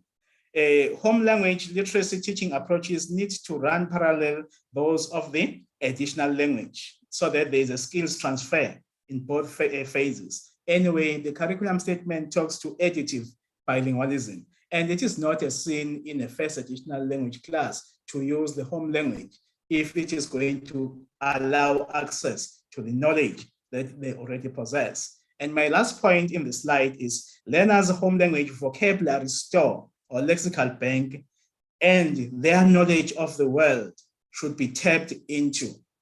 Even if it means translating stories learners tell in their mother tongue into English while retaining their originality. This is very important because sometimes knowledge of the world is important. If I read a text about the experiences I have no association with, my knowledge, my processing is not going to be as fast as I process the stories of my people. Let the learners read stories of their people. And if needs be, let the stories of their people be translated from their mother tongue to English, so that a glimpse of understanding, a glimpse of a comprehension potential is brought with the text as it moves from the known world to the unknown world. This is very important. And I'm not encouraging the opposite, where you translate stories from English to mother tongue, because they will remain English either way. They must be translated from their mother tongue so that their heroes remain with them, and the actions of their heroes are understood and appreciated all the way from their mother tongue to the additional language. This is going to bring about a sense of inclusion, a sense of familiarity. I think I've come to the end of my presentation. Thank you. Thank you very much, Dr. Gazu, for that brilliant presentation. Indeed, today we have had quite an exposure to what goes on in teaching English, or teaching reading rather. From the neurodynamics of the mind to phonological awareness, and you have just given us a glimpse of what is happening in grade 4 and how we can prepare our grade 3 learners to transition into grade 4. It is quite informative for us to know what is happening in grade 4 so we can prepare our learners accordingly. Thank you to our wonderful speakers. Thank you very much. We are now moving to a very important session of the afternoon before we do our closing remarks, and that is question and answer. I will now hand over to Busi, the foundation phase team, and Silas to share the questions that are posted on the Q&A or on the chat. Over to you, Busi and Silas. Thank you, Sis Pinky, and thanks to all the speakers. That was very informative. I've learned a lot today about languages and reading, especially reading. I'm gonna start with Q&A, and Silas and Solene is gonna help us with chat. To all the colleagues who were asking if they will receive the recording and the slides, definitely, all of you will receive the presentations and the recordings. And the register, by the mere fact that you're in this meeting, in a way you are registered. There's no specific register where you need to sign in for this meeting. Before the meeting, we all registered, and so you are fine in this meeting. Okay, now I'm going to this one from Ricky Elof. Although it is very helpful, the teachers need more and thorough workshop to teach them these concepts. I agree. To many teachers, English is also their second language, and they are not trained in teaching English. They do not have the knowledge to implement it. I think that one is meant for you, Sis Pinks, just to acknowledge that teachers are struggling in teaching English. Okay, clarity, let's see if it's addressed to, I'll ask all the speakers just to respond. They say, can you clarify pre-reading and post-reading? I think they're referring to the last speaker. Can I pause there? What is pre-reading, during reading, and post-reading? Okay, can I go ahead? Yes, please. Okay. Pre-reading is the preparation of the mind. You want your learners' engagement with the text to come at a time when the mind is ready to receive the idea. Because here we are talking about reading with understanding, or the reading comprehension part of it. Therefore, the pre-reading activity is an activity that you create, that you design. A very short activity, let us say in a lesson of 1 hour, you dedicate 5 minutes to pre-reading activities, or even 10 minutes, because you might challenge them to go and have a conversation, and then you select 2 or 3 groups to present what they've talked about, so that their mind is geared to the ideas that they are going to be immersed in the story. And then during reading means while you are reading, while they are reading that passage, that poem, that story, you want them to think, you want them to stop and think every now and then, so that it doesn't become a situation where they are just reading for pleasure. Yes, it's a pleasurable experience, but at the same time, they must read with the understanding that this is an intellectual engagement. They must be able to see the plot, the storyline, when it changes. They must be able to analyze characters. This character started off like this. Maybe this character was two-dimensional when he started, and then later on, he seems to have learned a lot. Therefore, we can associate with this character. That is the kind of engagement. And then the post-reading here, you want them to, in a nutshell, to show an appreciation. And they can even go a level beyond by rewriting the story their own way. If the story had a male hero, you could challenge them to go and change the story such that the hero becomes a female. I'm just making an example, but it's a strategy to say it must be an intellectual exercise, not just reading only. As I indicated earlier on, reading words does not mean they are understood. So to make sure that they are understood, or there is a sense, there is a conscious effort to understand, there must always be these kinds of engagement. Thank you. Thank you. Thank you very much. I think that was well understood. Another colleague is asking, are we allowed to code switch if the LOLT is English home language? Let's see who would like to take this one. Dr. Kazu, would you like to come?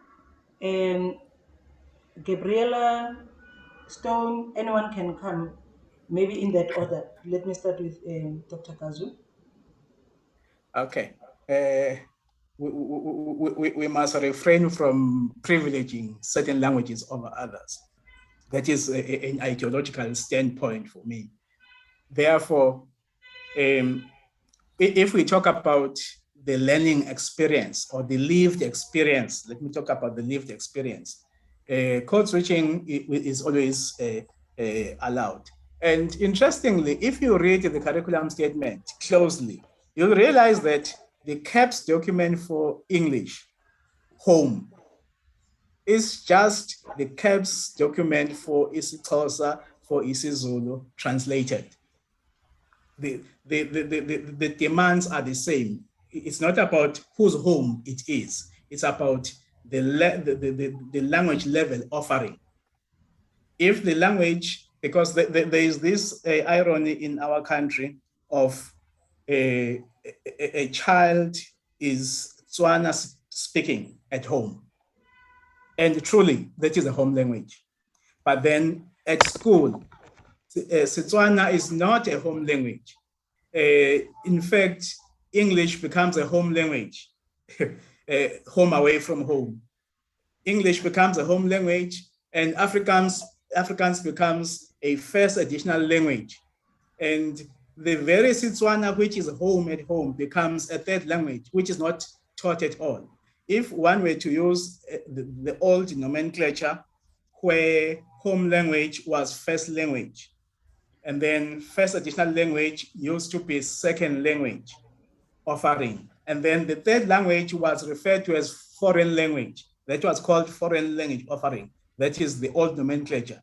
You would find someone whose home language is a foreign language. Therefore, ideologically, I wouldn't say we have to treat English in a very special way. We are talking about learning experiences, lived experiences. Thank you. Thank you. I'm going to check. Stone, do you want to add or are you sorted? I don't want to leave you behind. Any addition? Karen? Okay, it looks like the colleagues are covered. All right, I'm going to go to another question here. Presentations. Oh, hi. Can you please tell us to what extent are we allowed to read assessment and activities to grade 2 learners? I think this also applies to grade 3. Other teachers, they read instructions, they read all the activities in a task. Now the colleagues would like to know, should we leave the grade 2 learners to read for themselves? Or should we always read for them? Let's see. Dr. Kazu? It looks like it's my turn. Sorry, Shayman. I'm going to move to other colleagues now. Okay. There are different types of reading support that I highlighted in my presentation. There is paired reading, where learners read amongst themselves as individuals, as pairs. There are instances where you paired reading is where you read to demonstrate, to scaffold. But scaffolding does not remain forever. What you do with your learners at the initial stage, you're supposed to remove the scaffold so that they can read independently. There is also independent reading, such that which they are confident with, they can always read, especially in the foundation phase. It's a pity I've never practically been in a classroom in the foundation phase. So you will bear with me in that respect. But theoretically, and from my presentation, you would understand that you scaffold them. And when you scaffold them, it's not something that they are going to do forever. Otherwise, learning will never happen at the end of the day. So there will be instances where, because you are a professional yourself, you are a practitioner, you know those that have already acquired the necessary competence, you group them. When you group them accordingly. You group them according to their ability. I said ability groups. They read in groups according to their abilities, so that those that struggle with the same issues, they are grouped together. Of course, the composition of the group must be such that someone is able to help the other. So it cannot be completely homogeneous. Yeah. Thank you. Thank you. Thank you, Dr. Kaza. Dr. Beulah, would you like to add? Or different view? Yes, I think it was well explained, definitely. For me, the question would be which subjects? So, and also what are we evaluating during the assessment? Is it that we are evaluating knowledge that we have presented and which the child should have understood and be able to verbalize? Then, in my opinion, and coming from a remedial school, assistance in terms of reading for the child will bring us closer to an understanding whether or not the child understands the information. But obviously, if this is assessment where language itself is being assessed, then it's a different story. So it's the subject that would also dictate whether or not what type of assistance we can provide, if that makes sense. Thank you. Thank you very much. Another question. When a grade 2 learner goes to grade 3, approximately, how many words should they know to be in grade 3? Let's see. Karen, let's hear your views on this one.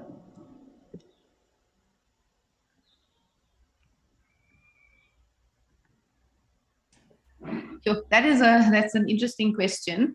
I'm not sure in terms of what the Amount is.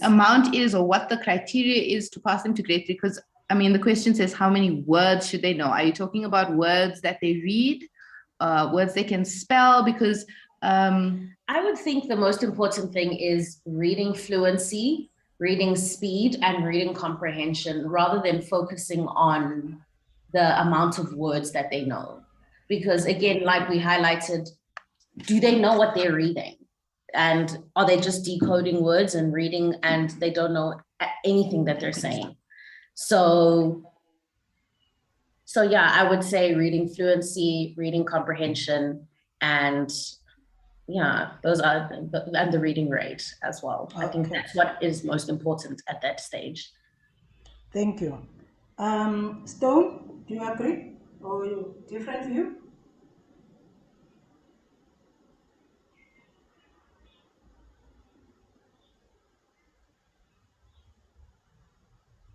Stone, are you still there?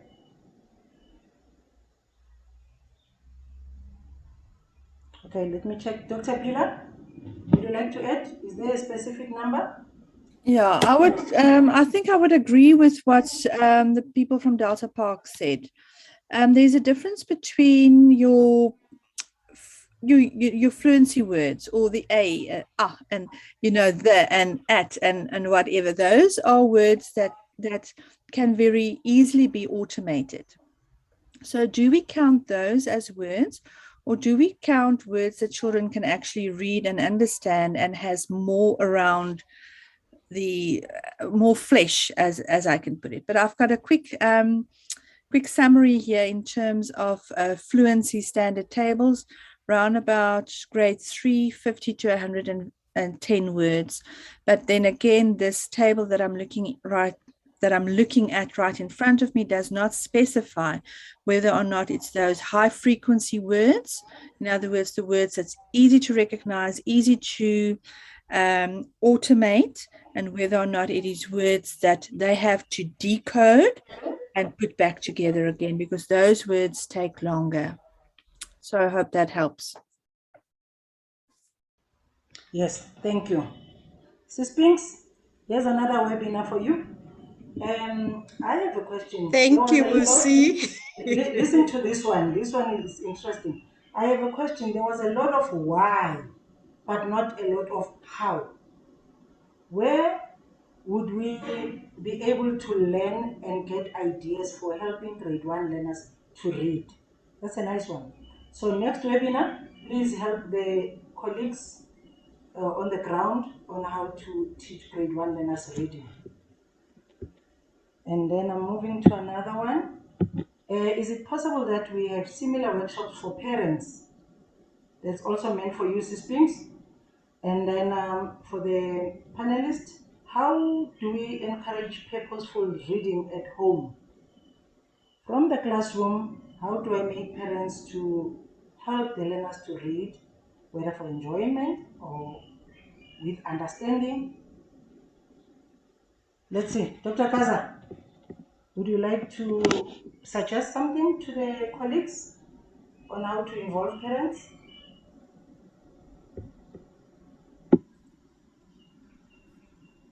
Afternoon once more, colleagues.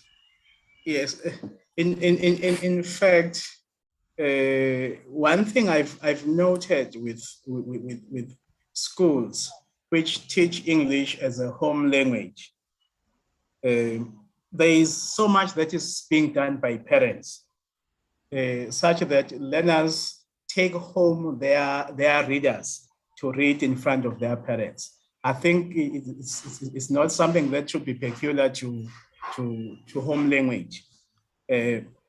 Let the learners take their readers to their parents and let the parents be involved, because very often you'll find that in an intermediate phase classroom, English, as much as it is a language of teaching and learning, it only gets a certain percentage of the time.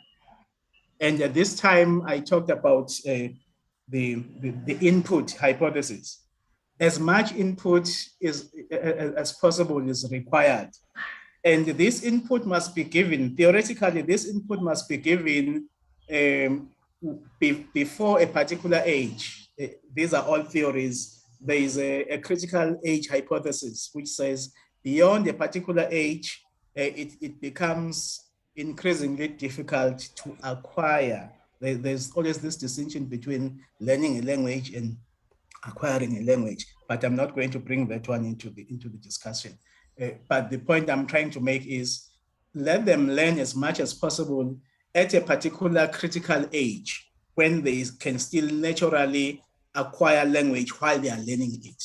Because for young learners, both processes are possible.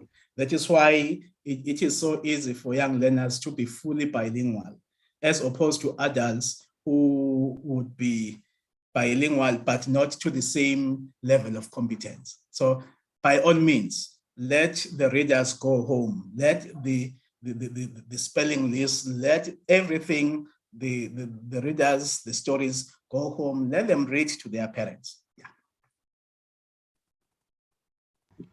Thank you, Dr. Kaza. Dr. Pila, maybe you can Yes. with this one. I've got Thank another one for you. I've got another one for you. Okay, for me. A child cannot read at the end of the grade. But if that child has been read to, the child understands. Does that child require a special school? Or that Okay. child must complete the grade?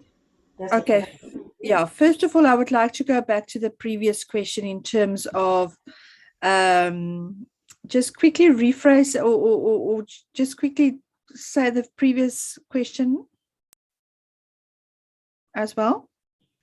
Okay, let me quickly go there. It was about how parents can assist. Yes, Am I right? yeah, parental involvement in reading. For me, one of the critical things of reading is not the act specifically of reading, but also the enjoyment of reading and to understand what is the purpose of reading. So for a lot of children, they understand the purpose of reading to complete the task of reading, and they've not gained an understanding that reading opens up a world to them, a world of information, a world of fantasy, a world of things that they might not have encountered in personally. So for me, to encourage reading, one of the most important things would then not necessarily be for the child to read to the parent, but for the parent to read to the child. And in that, to create a world where they want to engage in. So, and I'm going to explain what I've done with my child, who's an avid reader, is I would choose stories that would entice her, that would engage her, that would speak to her interest, that would bring things to her world or into her life that she's interested in. And then at the top, at the tip, at the most crucial point, I would say, oh, and we will read again tomorrow night. And that creates the anticipation and the looking forward and the excitement of opening a book and understanding that the magic lies in the words on the paper, and that nurtures the need to want to read. And that then opens the door of self-exploration in terms of reading. And that is when you start to find your child reading by themselves and trying to get some of the information. So for me, the presentation of reading is crucial, absolutely crucial, to entice them and to want to engage them. So I hope that helped in terms of the previous one.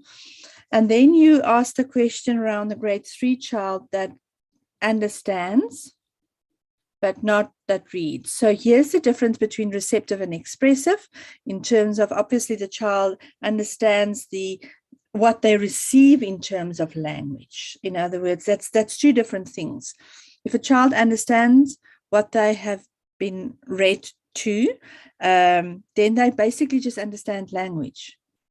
But they are struggling with the concept of reading. In other words, the skill set of translating written word into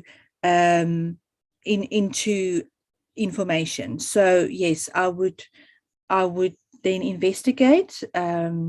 A child at grade 3 should be able to identify words and make sentences and spell and actually be able to read. So I would definitely investigate and seek placement or assistance. Okay, thank you. Can we just jump in there? Sorry. Okay, thanks, Kanye.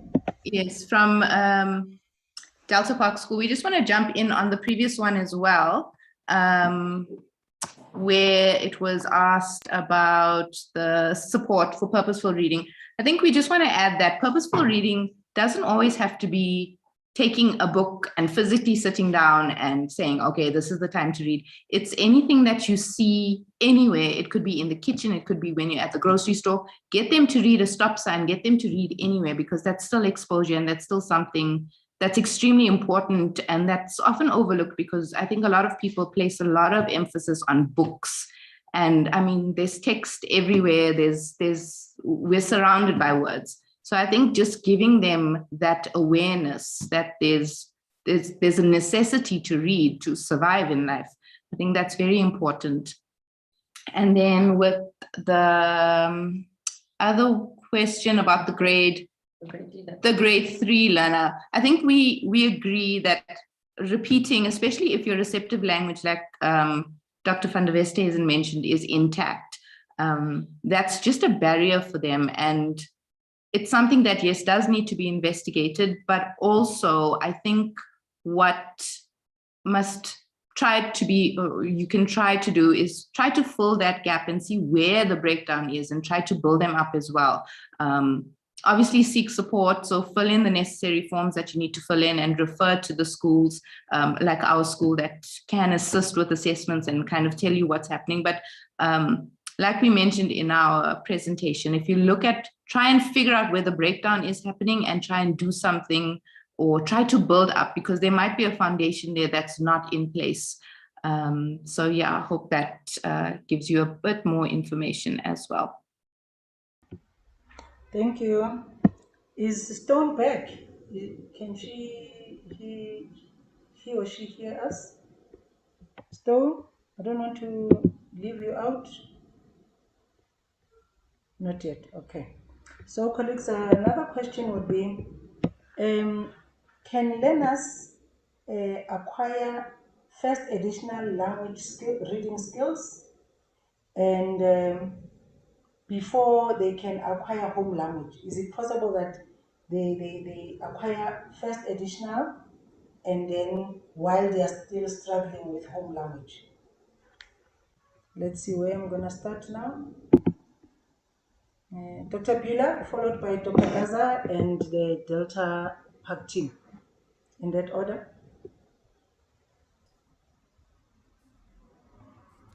Sorry, I just want to make sure that I've got the answer. Yeah, I had a little bit of a breakdown in my connection. So can you please repeat that question?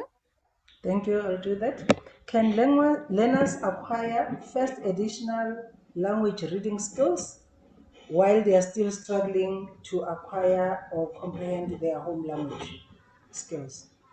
Thanks.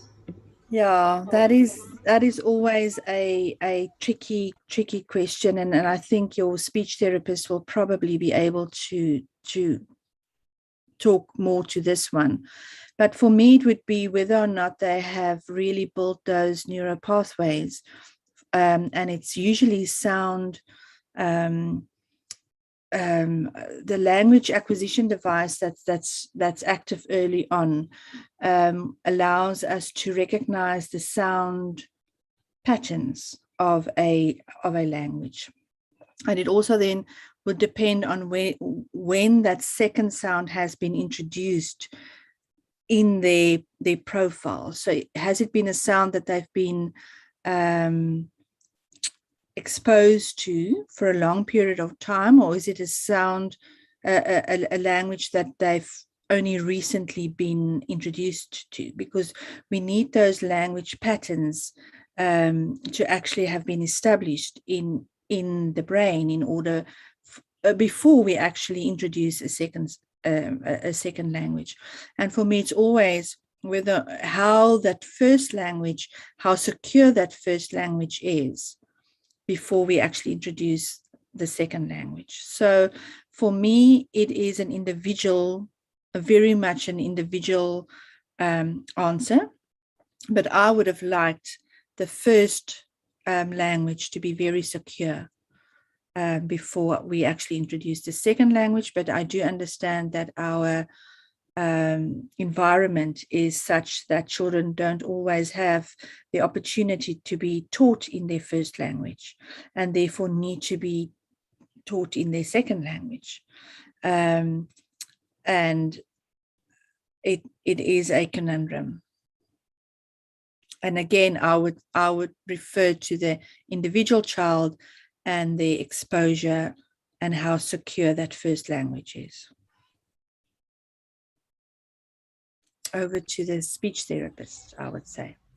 Thank you. Let's hear the other speakers. I think for a child in this particular instance where the home language is not as like solid, introducing another one, it gives us an indication that they might be struggling or have a language learning disorder, in the sense where language isn't a strong suit for them overall. So they don't have that solid foundation in their home language, so they cannot build on that while introducing a new one when they're struggling with the one at home.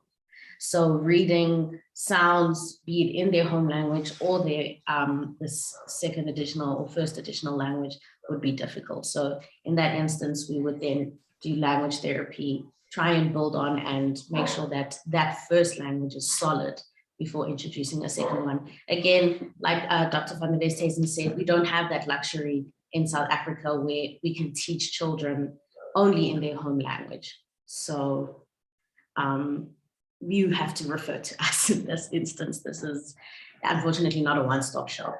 It's continual needs therapy. So yeah. Thank you. Dr. Kaza, would you like to add? Yeah, I think people who are best placed to answer this one are the therapists. Thank you. The academics will argue, like there is an argument which says grade 4 is too soon to switch over from mother tongue instruction to English and Afrikaans, as it is happening practically in South Africa. It's an academic argument, and I think people who really know what goes into the act or the process of reading are the specialists. The only thing I can comment on is word recognition. Some languages, the way they are written, the orthographies of those languages, when they are written, they tend to, or let me just put it like that, there is a conjunctive and a disjunctive orthography. If I were to make you an example here, if I say in English, I am going to school, I've said so many words. It's I am going to school. It's 5 words. And if I were to take my home language, which is isiZulu, I would say ngiya esikoleni.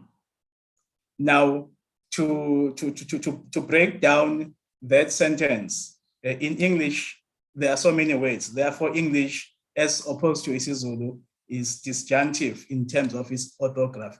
So word recognition becomes easy, let alone whether the word is familiar or not. It's another issue. That's not the argument I'm making.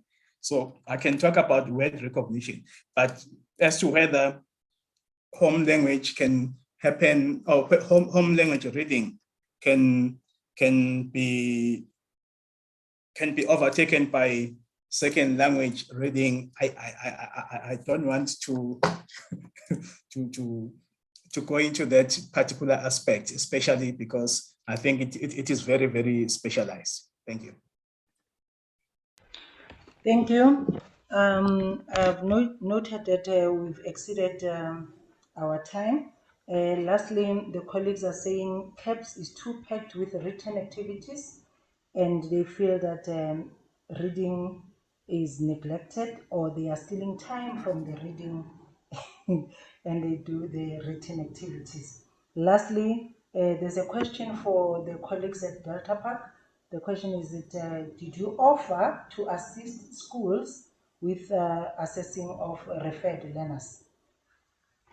Can I have one of the members in the team just to say yes or no? Yes. So yes, we are offering to help because our school is a resource center. So we can assist you. I don't know about assessment of learners because that has to go through a process where you go through the district and then you have to fill in forms and then that comes to us. So you're welcome to contact our school for any assistance and just inquire about the process from our admissions officer of referring a child for assessment, and then they would come in and get their speech, occupational therapy, educational psychological assessment, and then from there we would be able to see. But the process of assessment itself is not just come into our school and ask us for an assessment. It goes through the Department of Education. So just be aware of that. But if you need any assistance in terms of, oh, you have this learner and you're not sure what to do, please contact us. We are definitely available to assist you. So yes, we are saying we can help you. Thank you. Thank you. Sispings, I promise you in 1 minute. Silas and Sholeni, can you speak on behalf of the participants? How do they take this webinar? And then after that, we send it back to Sisping. Okay, I'll just read a few of the messages that were written. Mutsapi Chipane says, what happened to GPLN's programs that was so dynamic to improve reading? Teachers were trained and coached in class for implementation. NGO like Read were full support and our kids were able to read. How about consulting with Class Act? And then Nomsa says, this is good, but I need contact training like GPLMS to support and monitor the progress regularly. Then again, the last one says, thank you for allowing me to be part of this amazing presentation. If possible, okay, please email the slides. So those were the few comments that I saw. Thank you, Silas. Sholeni, you are 3. Just okay. Good afternoon, everyone. Yes, it's also the comment from my side from Jana Stoop. She said, this is also a challenge. Parents are helping learners at home, but they use incorrect phonic sound. But then most of them were really uploading the webinar and they were requesting for the recordings and the presentations. I think so far that is all from me. Thank you. Thank you, Sweleni. Thank you, Silas Spinks. And the speakers, on behalf of the participants, would like to say thank you for the presentations, and they were well informative. And back to you, Spinks. Thank you, Busi. Thank you, Silas. Thank you, team. And thank you for all the interesting questions and the wonderful responses. Very informative. I will not dwell on that. We are running out of time. Without much ado, I'll hand over to our director, Antoinette Nicolai, to do the closing remarks. And right after here, we will have our unit head to cast the vote of thanks. Over to you, Director.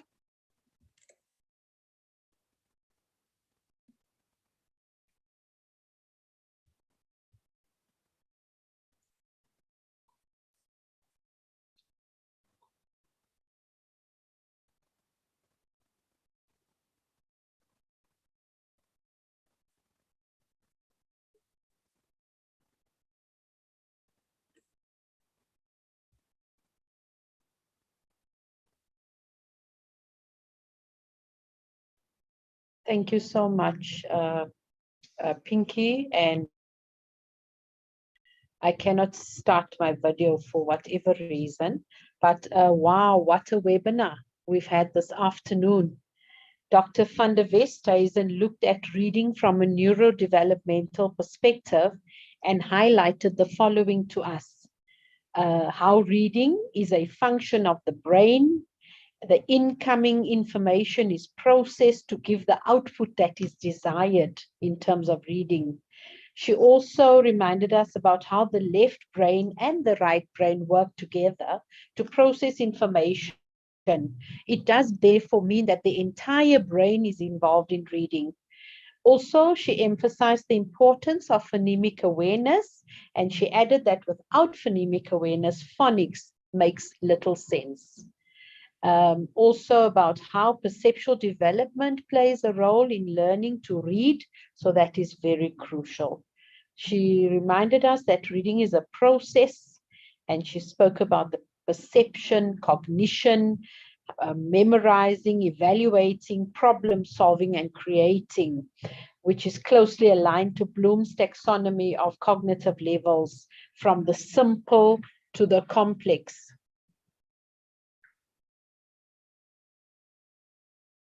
I'm not sure why my slides are not moving, but I'm going to continue talking. Sorry about that. The Delta Park team shared the following with us. They shared with us phonological awareness.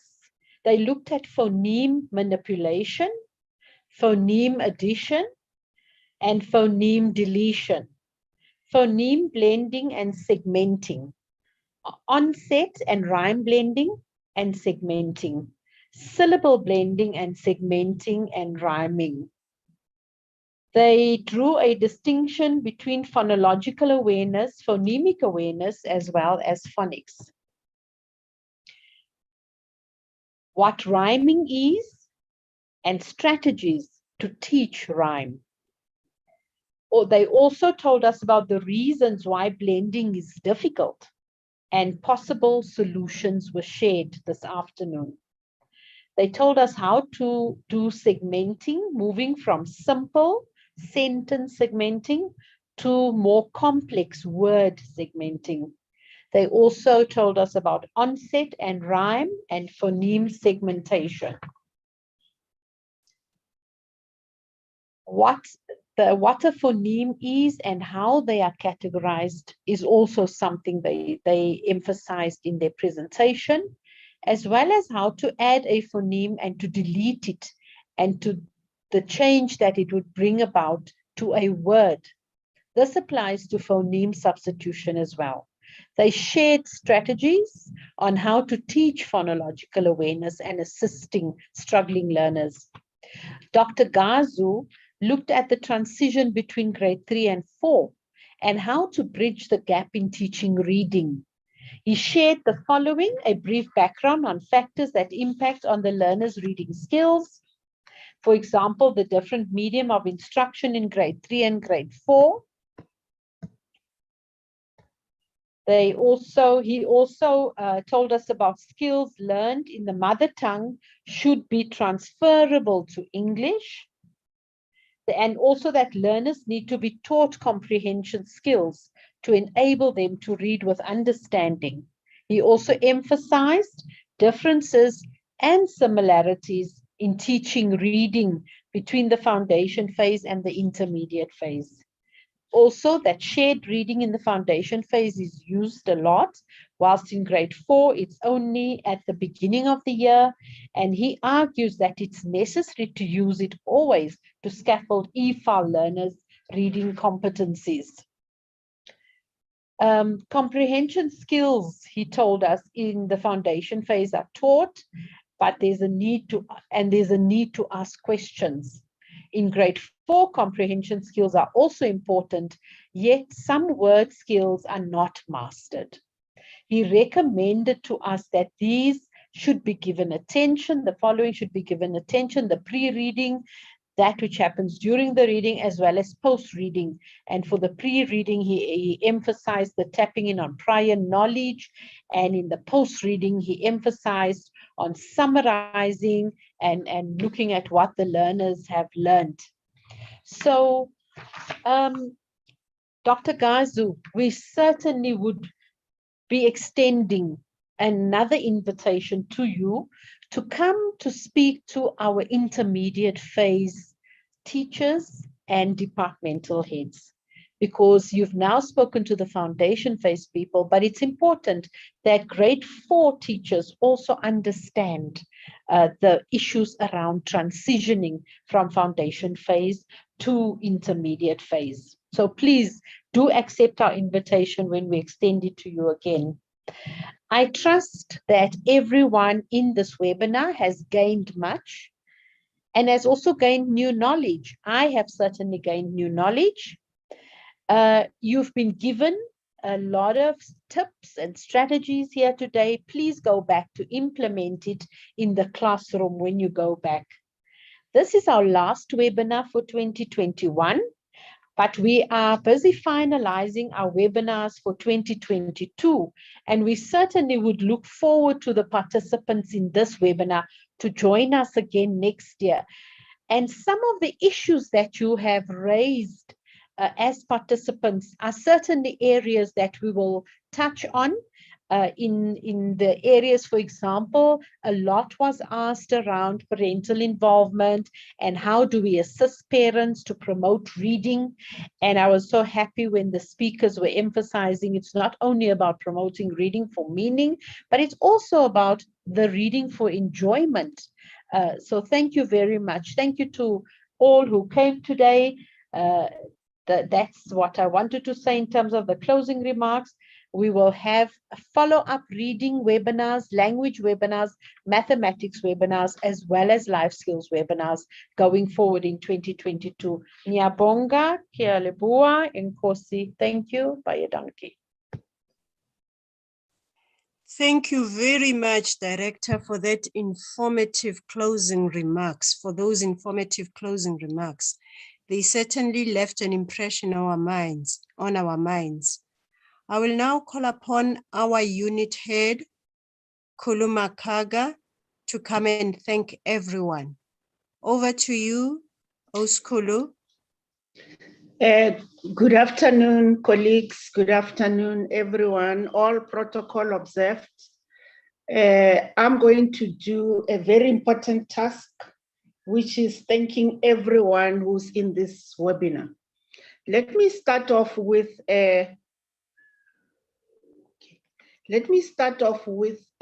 our guest of honor, the 3 speakers for insightful presentation, and that is Dr. Beulah van der Westhuizen from Edu Excellence for sharing with us, a new perspective, particularly the benefits of neurodevelopment in teaching reading, as well as effective strategies for teaching reading.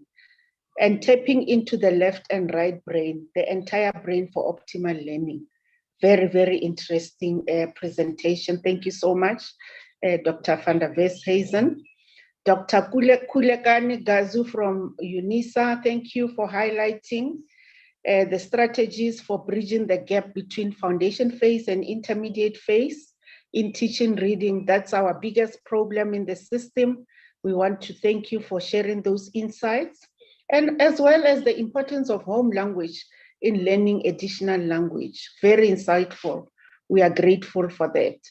To Delta Park School, Zakia, Karin, and Lisedi, speech therapists at Delta Park, thank you so much for highlighting the importance of phonological awareness in teaching reading, and particularly for practical strategies for segmenting, bending, and blending and rhyming, and how to help learners to read. And I think you have actually excited teachers. You really dangled the carrot. I think we need another session, to deal with this particular aspect in greater detail. To the Sci-Bono Discovery Center team, thank you so much. Thank you so much for hosting the webinar and providing the most needed technical support and expertise. Ashley Adams and your team, under the leadership of Enoch Mankune, you were very brilliant. We want to thank you for the good work that you did. To the delegates, particularly our senior management, you got out of your very busy schedule. To the DDG, chief directors and directors, we thank you very much for availing yourself. We know it's exam time and you are required to be there every minute, but you took time to be part of this webinar, and for that we appreciate you. To teachers, very important delegates, departmental heads, deputy principals, thank you very much. It wouldn't have been a successful webinar without you. We want to also thank provincial officials, district officials, departmental officials from other provinces, social partners, NGOs, HEIs, and all attendees for attending this webinar. Your presence made it a very resounding success.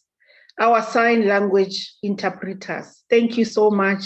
You were very, very brilliant. Even people like us who don't know sign language, but we could see you were following, the presentations very, very well. Thank you so much to your principal as well, Mrs. Bachelor, for providing that support in terms of sign language interpretation. GDE Curriculum Branch, our DDG Advocate Alison Benson, for providing leadership in the curriculum branch. We want to thank you for inspiring us all the time. Our Director GT Curriculum, Ms. Antoinette Nicolai, you set the scene so well for the webinar through opening remarks. And we also want to thank you for a well summed up webinar. I think we all know what happened throughout, from the beginning until the end. Above all, we want to thank you as the Foundation Phase team for your guidance and support throughout the planning process. You were there from the beginning until the end. We really appreciate you. Foundation Phase team, thank you so much for the role that you played in preparations for the webinar. Thank you so much. Directorate Communication for the webinar program. Above all, the chairperson and the organizer of the webinar, Ms. Pinky Busika, Provincial Language Coordinator for English and Afrikaans in Gauteng. Thank you so much for directing the program brilliantly and for organizing the webinar. It was a brilliant one. We learned so much from it. And because you did so well, we want more. And to the language subject advisors, thank you for the conceptualization of the webinar content, because you sat down and said, these are the areas that we need to be addressed during the webinar. We want to thank you, and thank you all. Thank you very much. Over to you, Pinky. Thank you very much, Siskulu. And thanks to everyone for attending and for being here with us. Thank you, our honorable speakers, for the brilliant presentations. We will definitely keep in touch. Yes, Siskulu has done a brilliant job. We may now go home and enjoy our afternoon. We've come to the end of our session. Thank you, Kirsten, and thank you, Ashley. We can all log off now. Thank you, Macy. Thank you, Silas and Busi. Thank you. Bye. Bye-bye. Bye.